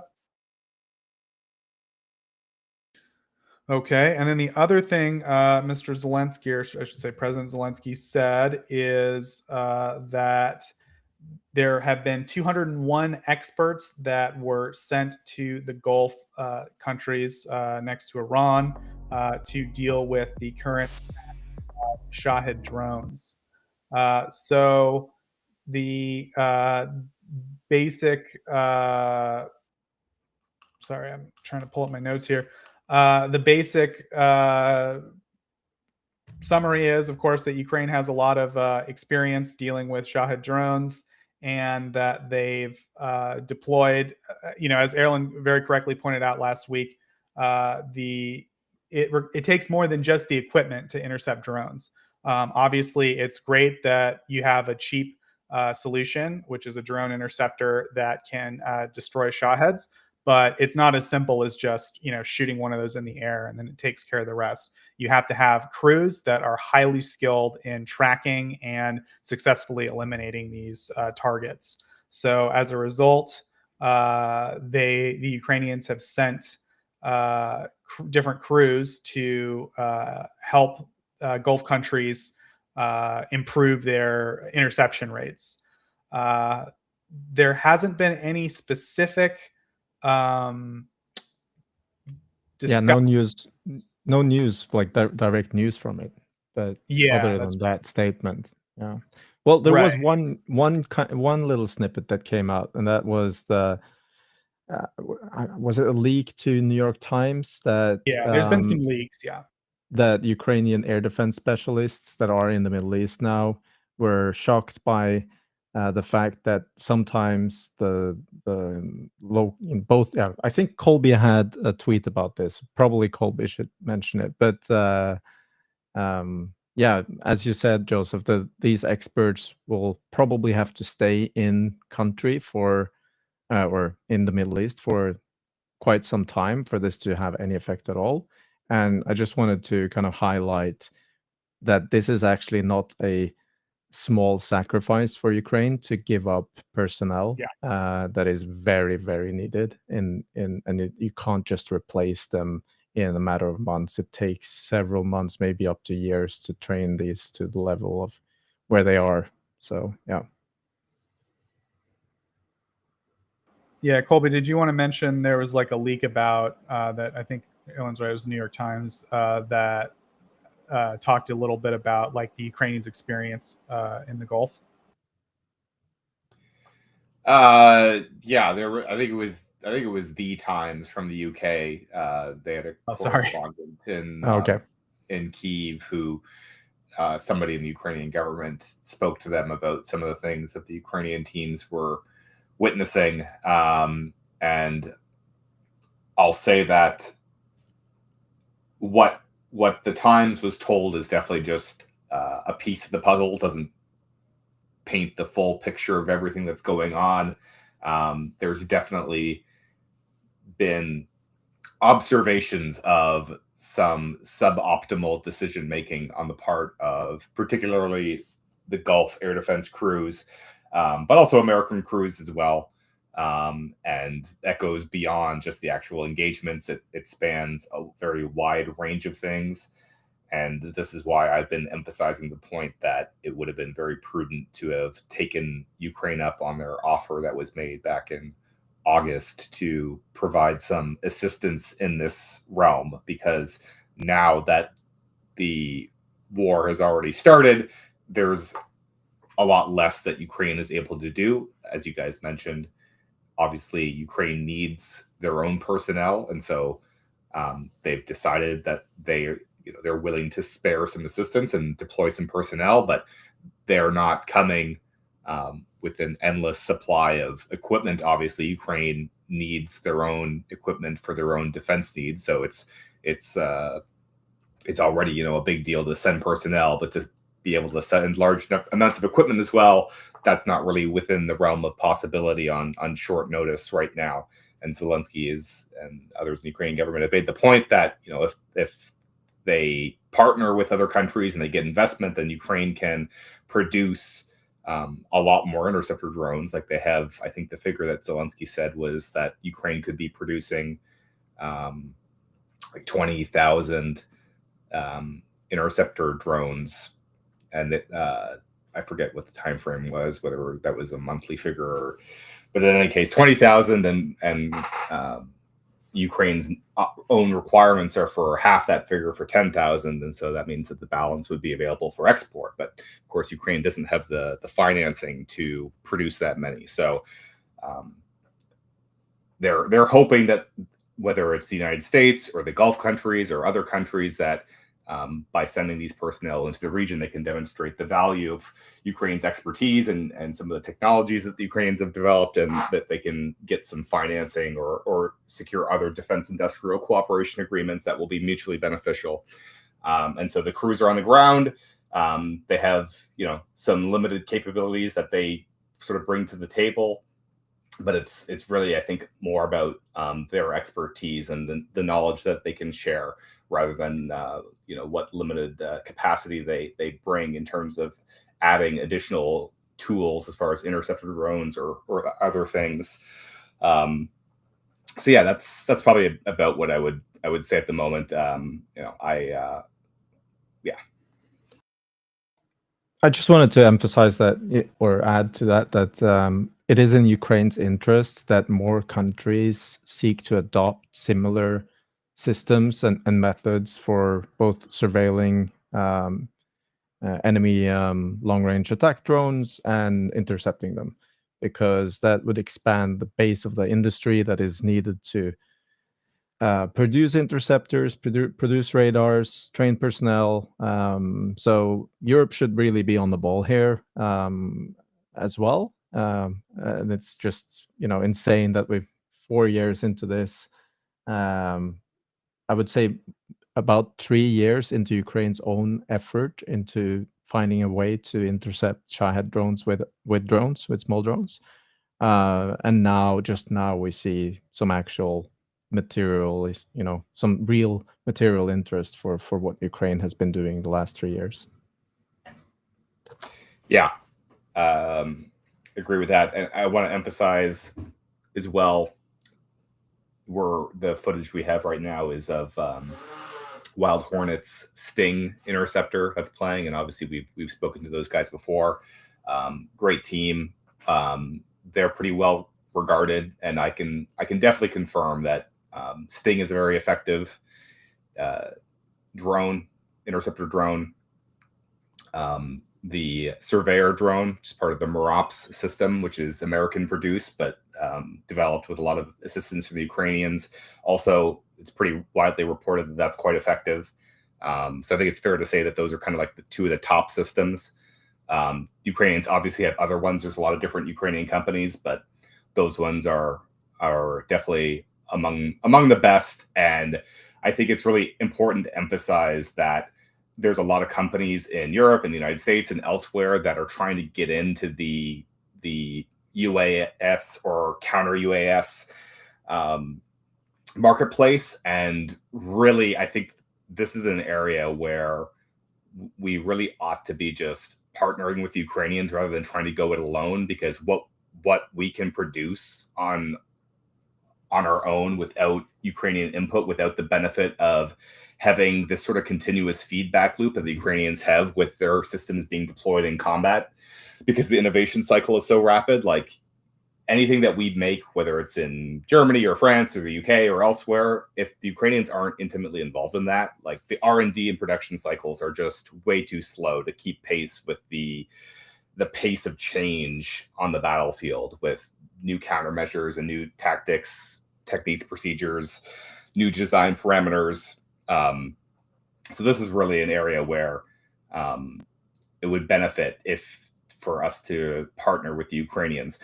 And that's not to say that there aren't other valuable CUAS systems that already exist and should be continued to be developed and produced, but there's an awful lot that the Ukrainians have that is quite good. And if you're trying to basically compete in the same space as them, you're not going to be very successful. So it's very unfortunate that nobody's, at least the United States, did not take them up on the specific offer. Obviously, Ukrainian businesses are signing agreements with a lot of different private sector partners in different countries, but there's a scale that's missing here still that needs to be addressed.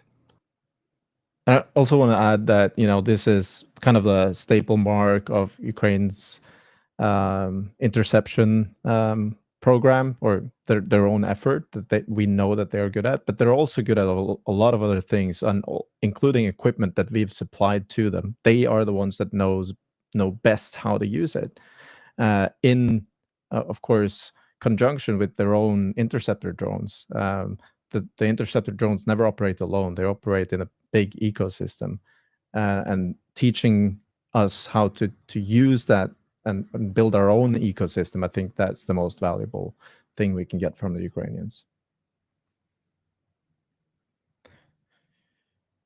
Yeah, it's a good discussion, guys. And I think the last thing I'll mention about it, when we specifically talk about companies like Wild Hornets, which are private companies that have a very good product, as Colby said, is that there's currently a legislative framework in Ukraine where these private companies aren't allowed to enter into direct negotiations with foreign governments or foreign companies to supply them.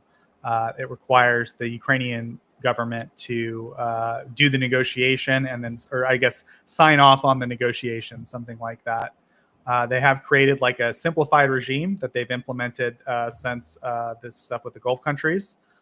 So it now only takes 15 days for the Ukrainian government to approve such a request, according to them. But it's still, I think, they're still working out a good framework to fully integrate this idea of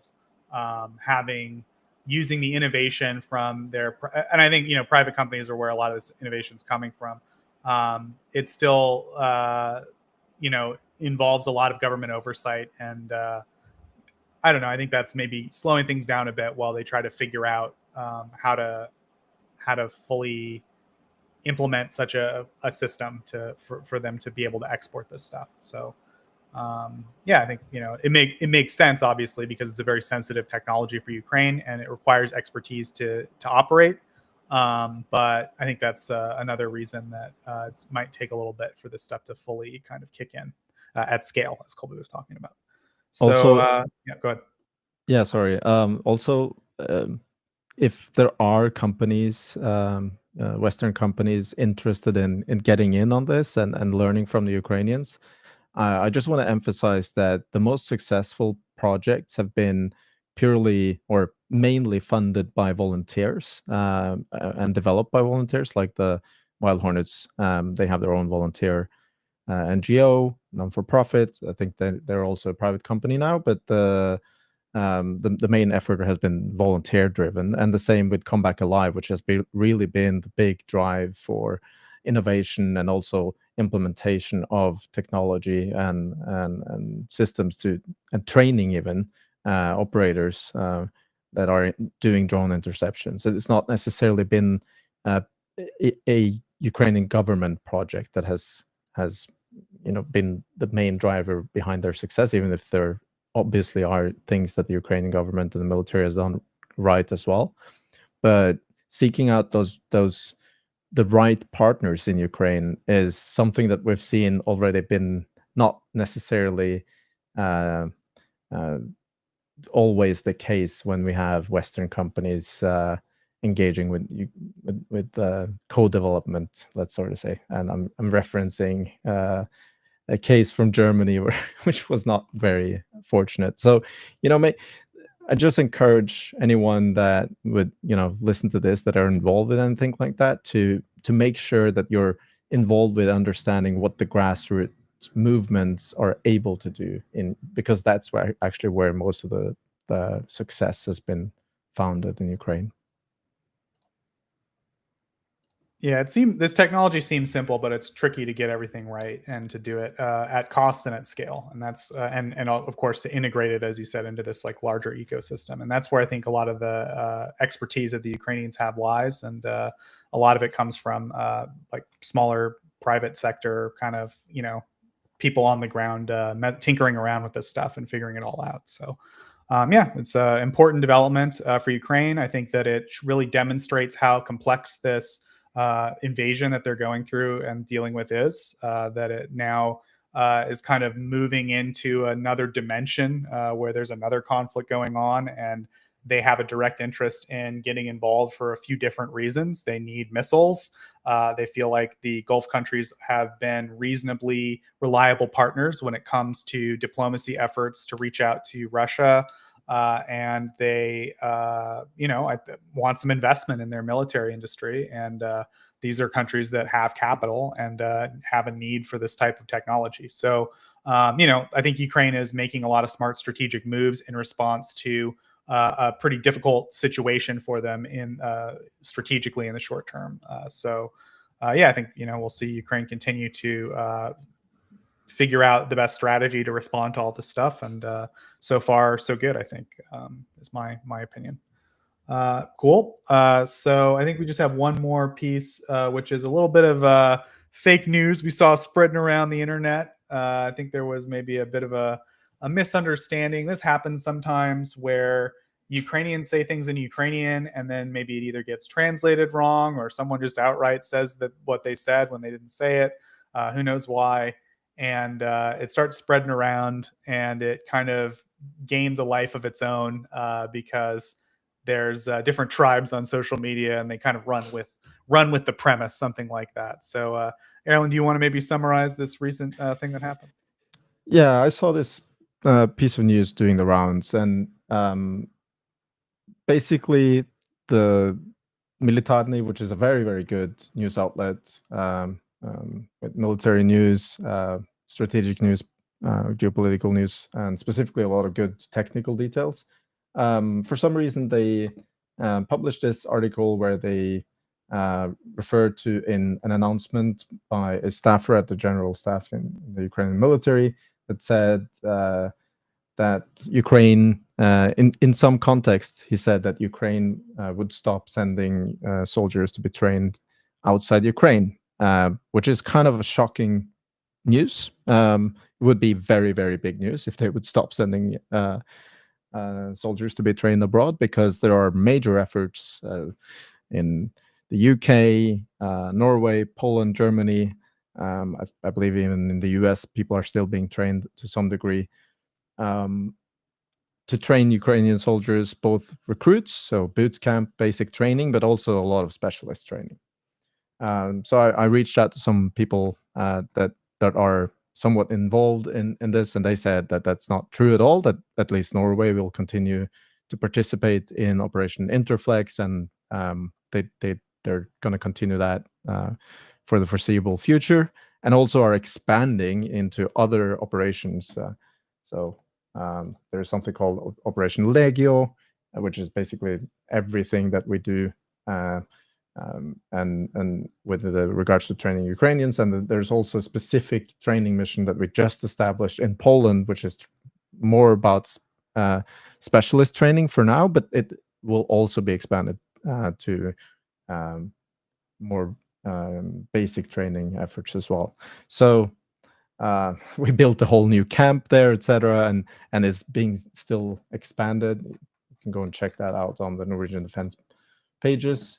But also, I checked out some statements that was just very recent as well in February, where we where Norway and UK and the other countries involved in backing up Ukraine are confirming the efforts that we will continue to train Ukrainians, and also I found a statement as recent as from March 17th from the Brits, which also confirms that they're continuing Operation Interflex, which obviously is the largest training mission for Ukrainian soldiers in the West. So I believe that there is probably some sort of misunderstanding or taken out of context thing that happened with this case, and that there is obviously truth in some of the statements in the article, that the certain combat operations that the Ukrainians need specific training for, they know how to train soldiers for best. I believe that, but I don't think that it would be in Ukraine's interest to abort all training abroad. Any other comments to that? Yeah, I think it was strange to see it from Militarny. I think they're still a great source for reliable information about Ukraine, but yeah, as you said, it kind of flies in the face of logic. And I think the idea that the Ukrainians are able to perfectly train all their soldiers in every aspect of specifically Western systems that they have been sold or been given is kind of crazy. Like the idea, because I mean, you have to think about the difficulty of training and the cost of training, right? Like if you're a country at war, you have to either set aside some of your vitally needed equipment and personnel to train people, or you have to use it on the front line now, right? So it's a very difficult choice to make when you're a country facing an invasion, right? So yeah, just I think it's obvious that logically there's still certain types of training that is both necessary and beneficial for Ukraine to receive from partner countries. But as you said, I think it is true that there are other aspects that the Ukrainians are able to train their people for this particular fight better than a lot of NATO countries. I don't dispute that, but yeah, I think that people maybe took the wrong conclusions away from this piece, and that's a result of, as you said, some kind of misquotation or taking things out of context. I'm not sure, but yeah, hopefully people understand that there's still significant training initiatives going on in lots of different NATO countries.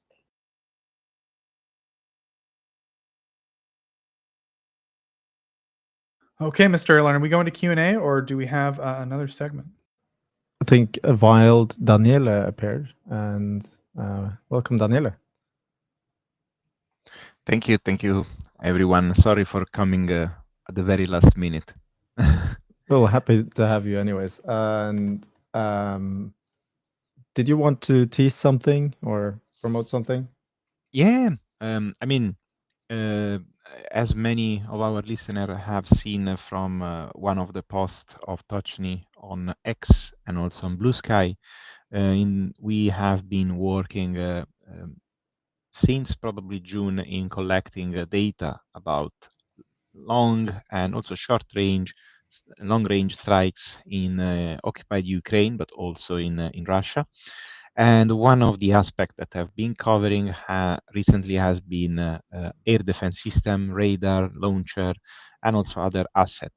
Here you can see a very nice teaser made by Chris, which has done a hell of a job to essentially transform all our technical work in something digestible from everyone with these very nice graphics.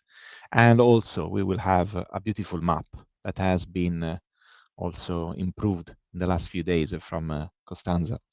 And in general, the work is going to be fully released. It's a very long article. The estimate from WordPress is 25 minutes reading. So take something to eat, something to drink, sit down and read it carefully, because there is a lot of data to unpack, a lot of analysis, and it's coming. It's coming in the middle of the next week.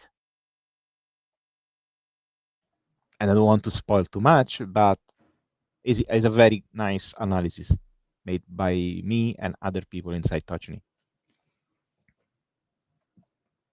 Would you care to maybe talk about how it's been to do this research, and if what some of the difficulties or interesting parts of this kind of research, like doing this kind of research, is for you?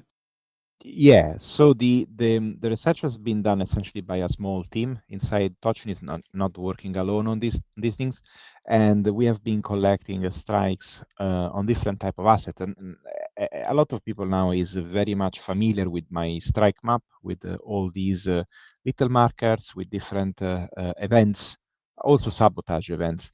And we have been following oil and gas, ammo depot, but recently we focused our attention on air defense system. Here you can see the map, which will be freely available on the website in the article, and is also 3D. And essentially here you can see only a fraction of the strike that we have been capable of geolocating, 173 over 433.43. And this is just a small introduction, because there is a lot of data that is not geolocated but still available. And more importantly, we also worked on understanding which type of radar, which type of launcher was disabled. Here you can see the engagement rings essentially are the areas of operation of the launcher and the radar, mostly the radars. And is incredible because, of course, you can see that there is a significant, important role of Crimea in all of this, but not only this, because you can see that there is also Belgorod and the occupied region of Ukraine as well, but also Rostov. So these shows essentially three main theater, if you wish: Rostov-on-Don, Belgorod, and Crimea in order. And we have been very careful in avoiding any duplicates. We essentially gathered any information coming from different source, Ukraine source, also Russian source. So normally Russians tends to confirm most of the losses because they write posts about that. So it's very easy to confirm in case you don't believe it. And also there is geolocation and clear videos about the strikes.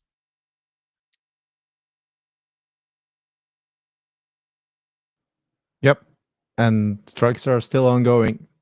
Yes, and yeah, and I don't want to speak too much because I don't want to spoil it. But next week, next Sunday, I will be here, so we will discuss the paper more in depth. But just to understanding the impact of these type of strike is important for different reasons. And one, of course, is understanding why Ukraine needs long-range weapon and why they need the missile as well, not only drone.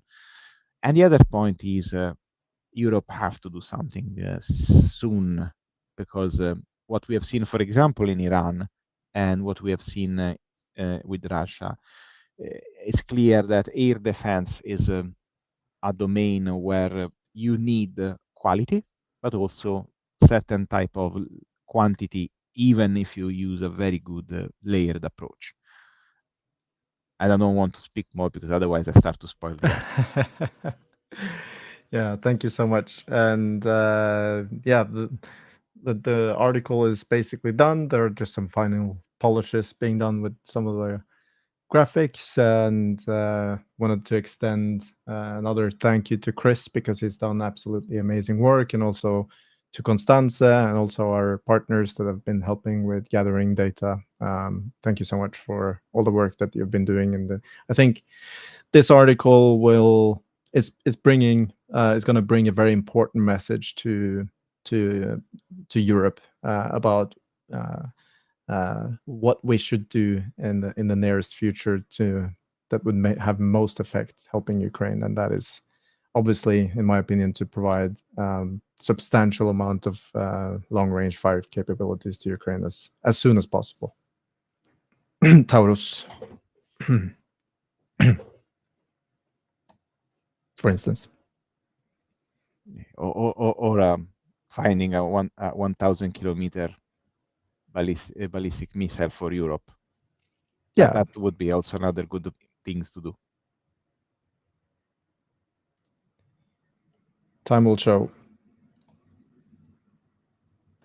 And when the article comes out, we'll release a YouTube short, and I'm sure we'll post something on Twitter and Blue Sky. So yeah, either follow the YouTube channel or follow us at your social media of choice, and that should, if you want an update as to when it comes out, that's probably the best way to get it, eh?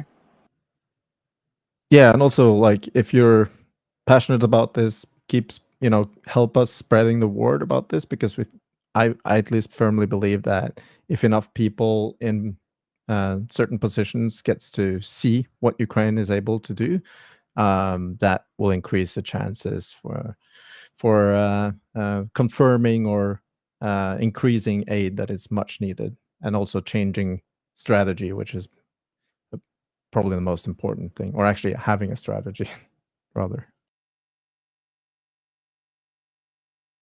Yeah, well, thanks, guys. I'm sure we'll get a more in-depth presentation when the article comes out. So, yeah, thanks again, as Erlend said, everyone for who contributed to that project. Very valuable stuff. Okay, I think the last thing for us is Q&A. Chat's been a little bit sleepy today, so I think we only have one big question that I can see, which is, have recent events provided more motivation for Western Europe to improve grid interconnects and non-fossil fuel electricity? It's a great question. The answer, generally speaking, is yes. There was actually kind of two things that happened pretty recently.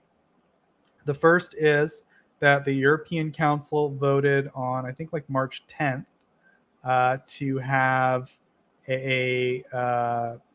on the 20th of March, they created a fast track system for critical energy infrastructure. So right now, one of the main bottlenecks in the European energy grid that might be facing shortages in the near future as a result of, or at least suppressed demand as a result of high prices, is that there are certain parts of Europe that produce a lot more energy, and certain other parts that are more dependent on external energy inputs that need to be balanced out, right? If Europe is able to create the capacity through transmission lines to give, for example, Spain produces a lot of solar electricity, and there's a lot of electricity from wind in the North Sea.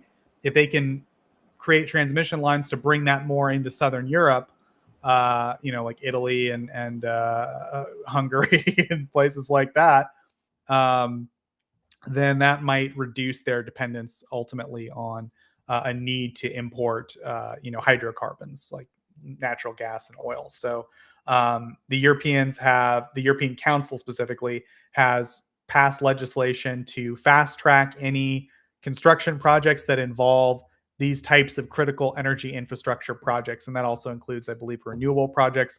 What fast track means specifically in this case is that there are usually certain environmental studies that need to be conducted and regulatory studies about impact that need to be conducted. And those are basically being waived. So there's going to be, I would say more projects approved and they'll get done faster as a result of that fast tracking system. The other thing that happened was a little bit less direct or tangible. Like, I think that legislation is pretty obvious that it's a direct response. But recently, on March 10th, there was a nuclear energy summit. It's called the Second Nuclear Energy Summit, and it was held in Paris on March 10th of 2026. They had already scheduled this summit prior to what happened, the events in Iran. It was a follow-up summit to the first nuclear energy summit, which happened, I think, in 2025. And that was basically, I assume France, but I assume also other countries who were saying, hey, because of all this Russia stuff going on, we should really talk a little bit more about nuclear energy. And obviously, because of what's been going on in the Middle East, this has resulted in a huge increase in price and vulnerability for especially liquefied natural gas imports for Europe. Right now, liquefied natural gas is a very important source of gas for Europeans. Very quick summary. They used to import a lot of gas through pipelines from Russia. The full-scale invasion happened. It took some time, and there was some resistance from certain European countries. But ultimately, the Europeans were able to come up with a solution to replace Russian gas and stop using it with minimal disruption to their economy, I guess you could say. And that mainly was a result of the Norwegians producing enough gas for Europe, and also countries like Qatar, which produces something like 20% of the world's natural gas in that export corridor that is in the Middle East. So this has been a pretty serious shock to global energy markets, which Europe is dependent on. And as a result, I think that the nuclear summit took on a very there was a lot of discussion about a European response to what's going on at this nuclear energy summit. So they talked about they're trying to promote two different projects involving nuclear energy at the European level. The first is something called the Small Reactor Project. I don't know a ton of details about it, but I think the idea is they want to get nuclear capacity online quickly to address this reliance on fuel importation and without having to build these massive multi-year nuclear projects that take a long time. So that's a research and development initiative that different European countries are collaborating on and getting funding through the European Union. And then the other one is there's a dedicated fund that was created, which is to backstop private investment in nuclear technologies. And that's just to sort of help insulate and underwrite certain nuclear projects that are occurring just generally in Europe. And yeah, there's different like nuclear projects that are being announced. I don't know. It's kind of, I would argue it's a bit of a victory lap for the European Nuclear Energy Summit. They're really leaning hard into this vulnerability that the European governments are clearly recognizing, and they're doing their best to come up with a plan to help substitute some of that energy. So I would say those are the two main responses that Europe has had directly to the current energy environment, where they don't want to get oil or natural gas from Russia, and they don't want to get, they are not able to currently get natural gas or oil through the Strait of Hormuz. Specifically, natural gas, I think, is an issue for Europe because we're just coming out of the winter, which means that their stockpile, they basically have a goal that by next winter, they'll be at 90% of their stockpile. They're currently at 30%. So they're kind of facing a dilemma. Do we try to stockpile gas now because it's going to be really tough during the winter? Or do we try to wait and see if the price goes down so we can pick up more gas later, right? And in either case, I think it's a tricky decision. It's just generally a difficult spot the Europeans find themselves in relation to the global energy market. And they've done some things to address the problem. They're doing their best to increase transmission capacity from high producing areas to lower producing areas, and to lean into nuclear power as a backstop somewhat temporarily until they can get other renewable energy systems online, or until this kind of global crisis subsides. So I think that's my general summary of the situation for Europe. Does anyone else have any thoughts on this question? There's also quite a lot of companies, energy companies, going to Ukraine regularly to learn how to make their grid less vulnerable to attacks. And that is probably something that is in some countries in Europe being taken seriously, in other not seriously at all. And I think there's a very big variation of the readiness of the different grids.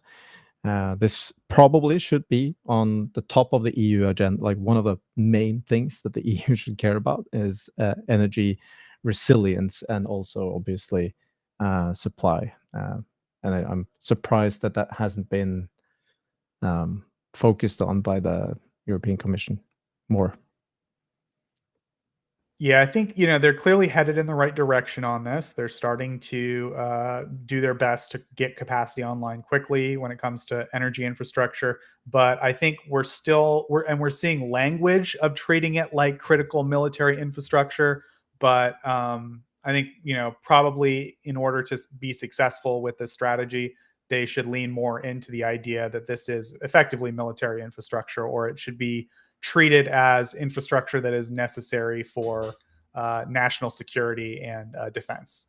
And that, I think, would resolve a lot of the hurdles that some of the energy initiatives are facing right now. So I guess, we'll see if they move more in that direction, but I think that's kind of the direction they're heading. It's just a matter of how long it's going to take them to get there.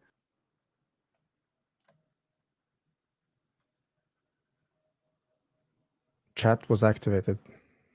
Oh, nice. So are young aerospace and mechanical engineers from the U.S. being hired in Ukraine and Europe overall? I don't know of any cases of that.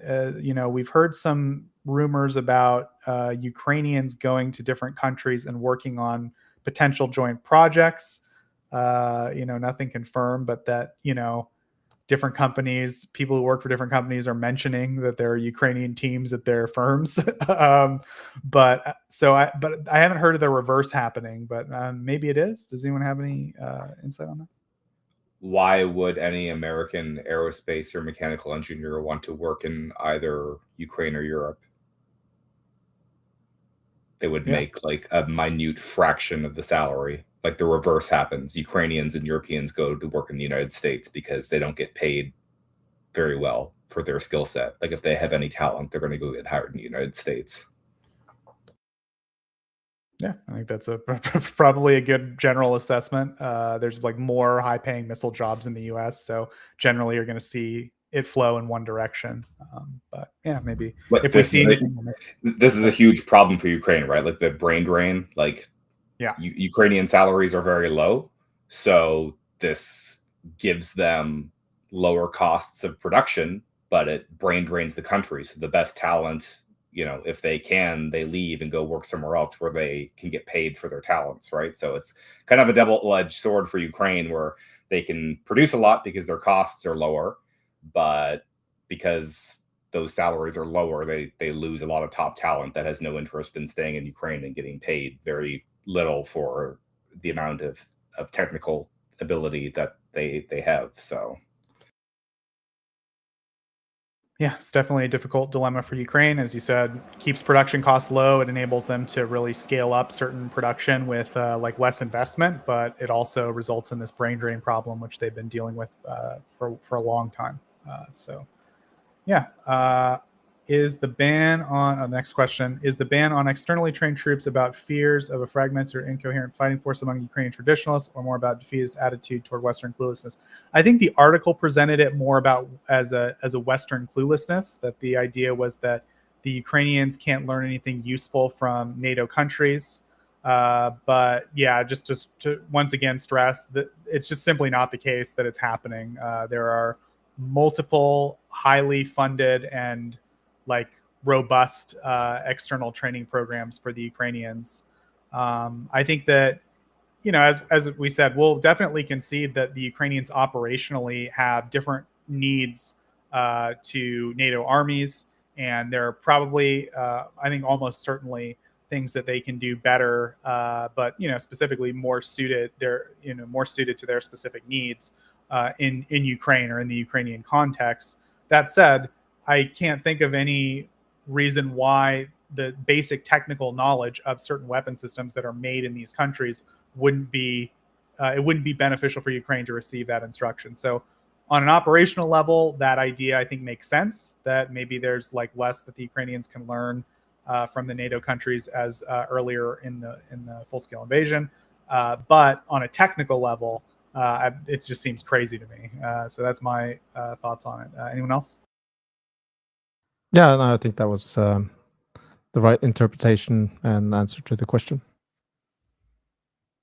Yeah. So thanks, guys. Is there any other questions in the chat before we wrap things up?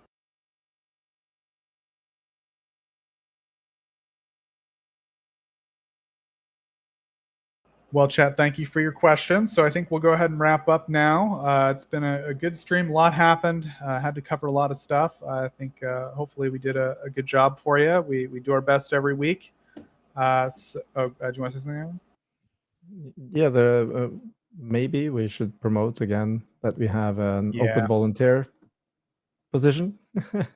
Yep, good point. So we are currently looking for a social media manager. We've had a couple applicants, but we do want to keep it open for a couple weeks. So yeah, if you applied, we'll get back to you shortly. But yeah, in the meantime, we are currently searching for a social media manager.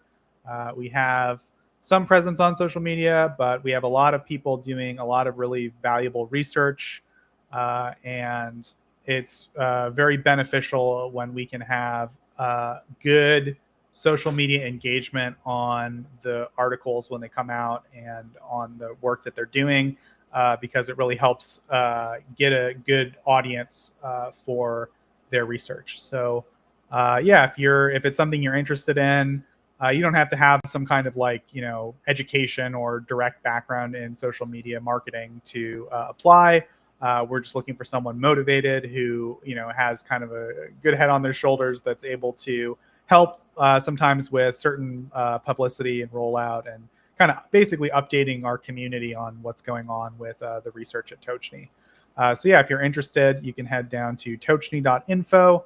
There's a little link there that says Join Tochnyi Social Media Manager Volunteer, and you just click there, fill out the little application. They'll send us an email, and hopefully one of us will read it in rapid time, and we'll get back to you. And yeah, when we close out the application, we'll go ahead and go through the process, interview some people, and we'll get a social media manager. So thanks again to everyone who has already applied, and to anyone who's interested in applying. We'll consider everyone as fairly as we can.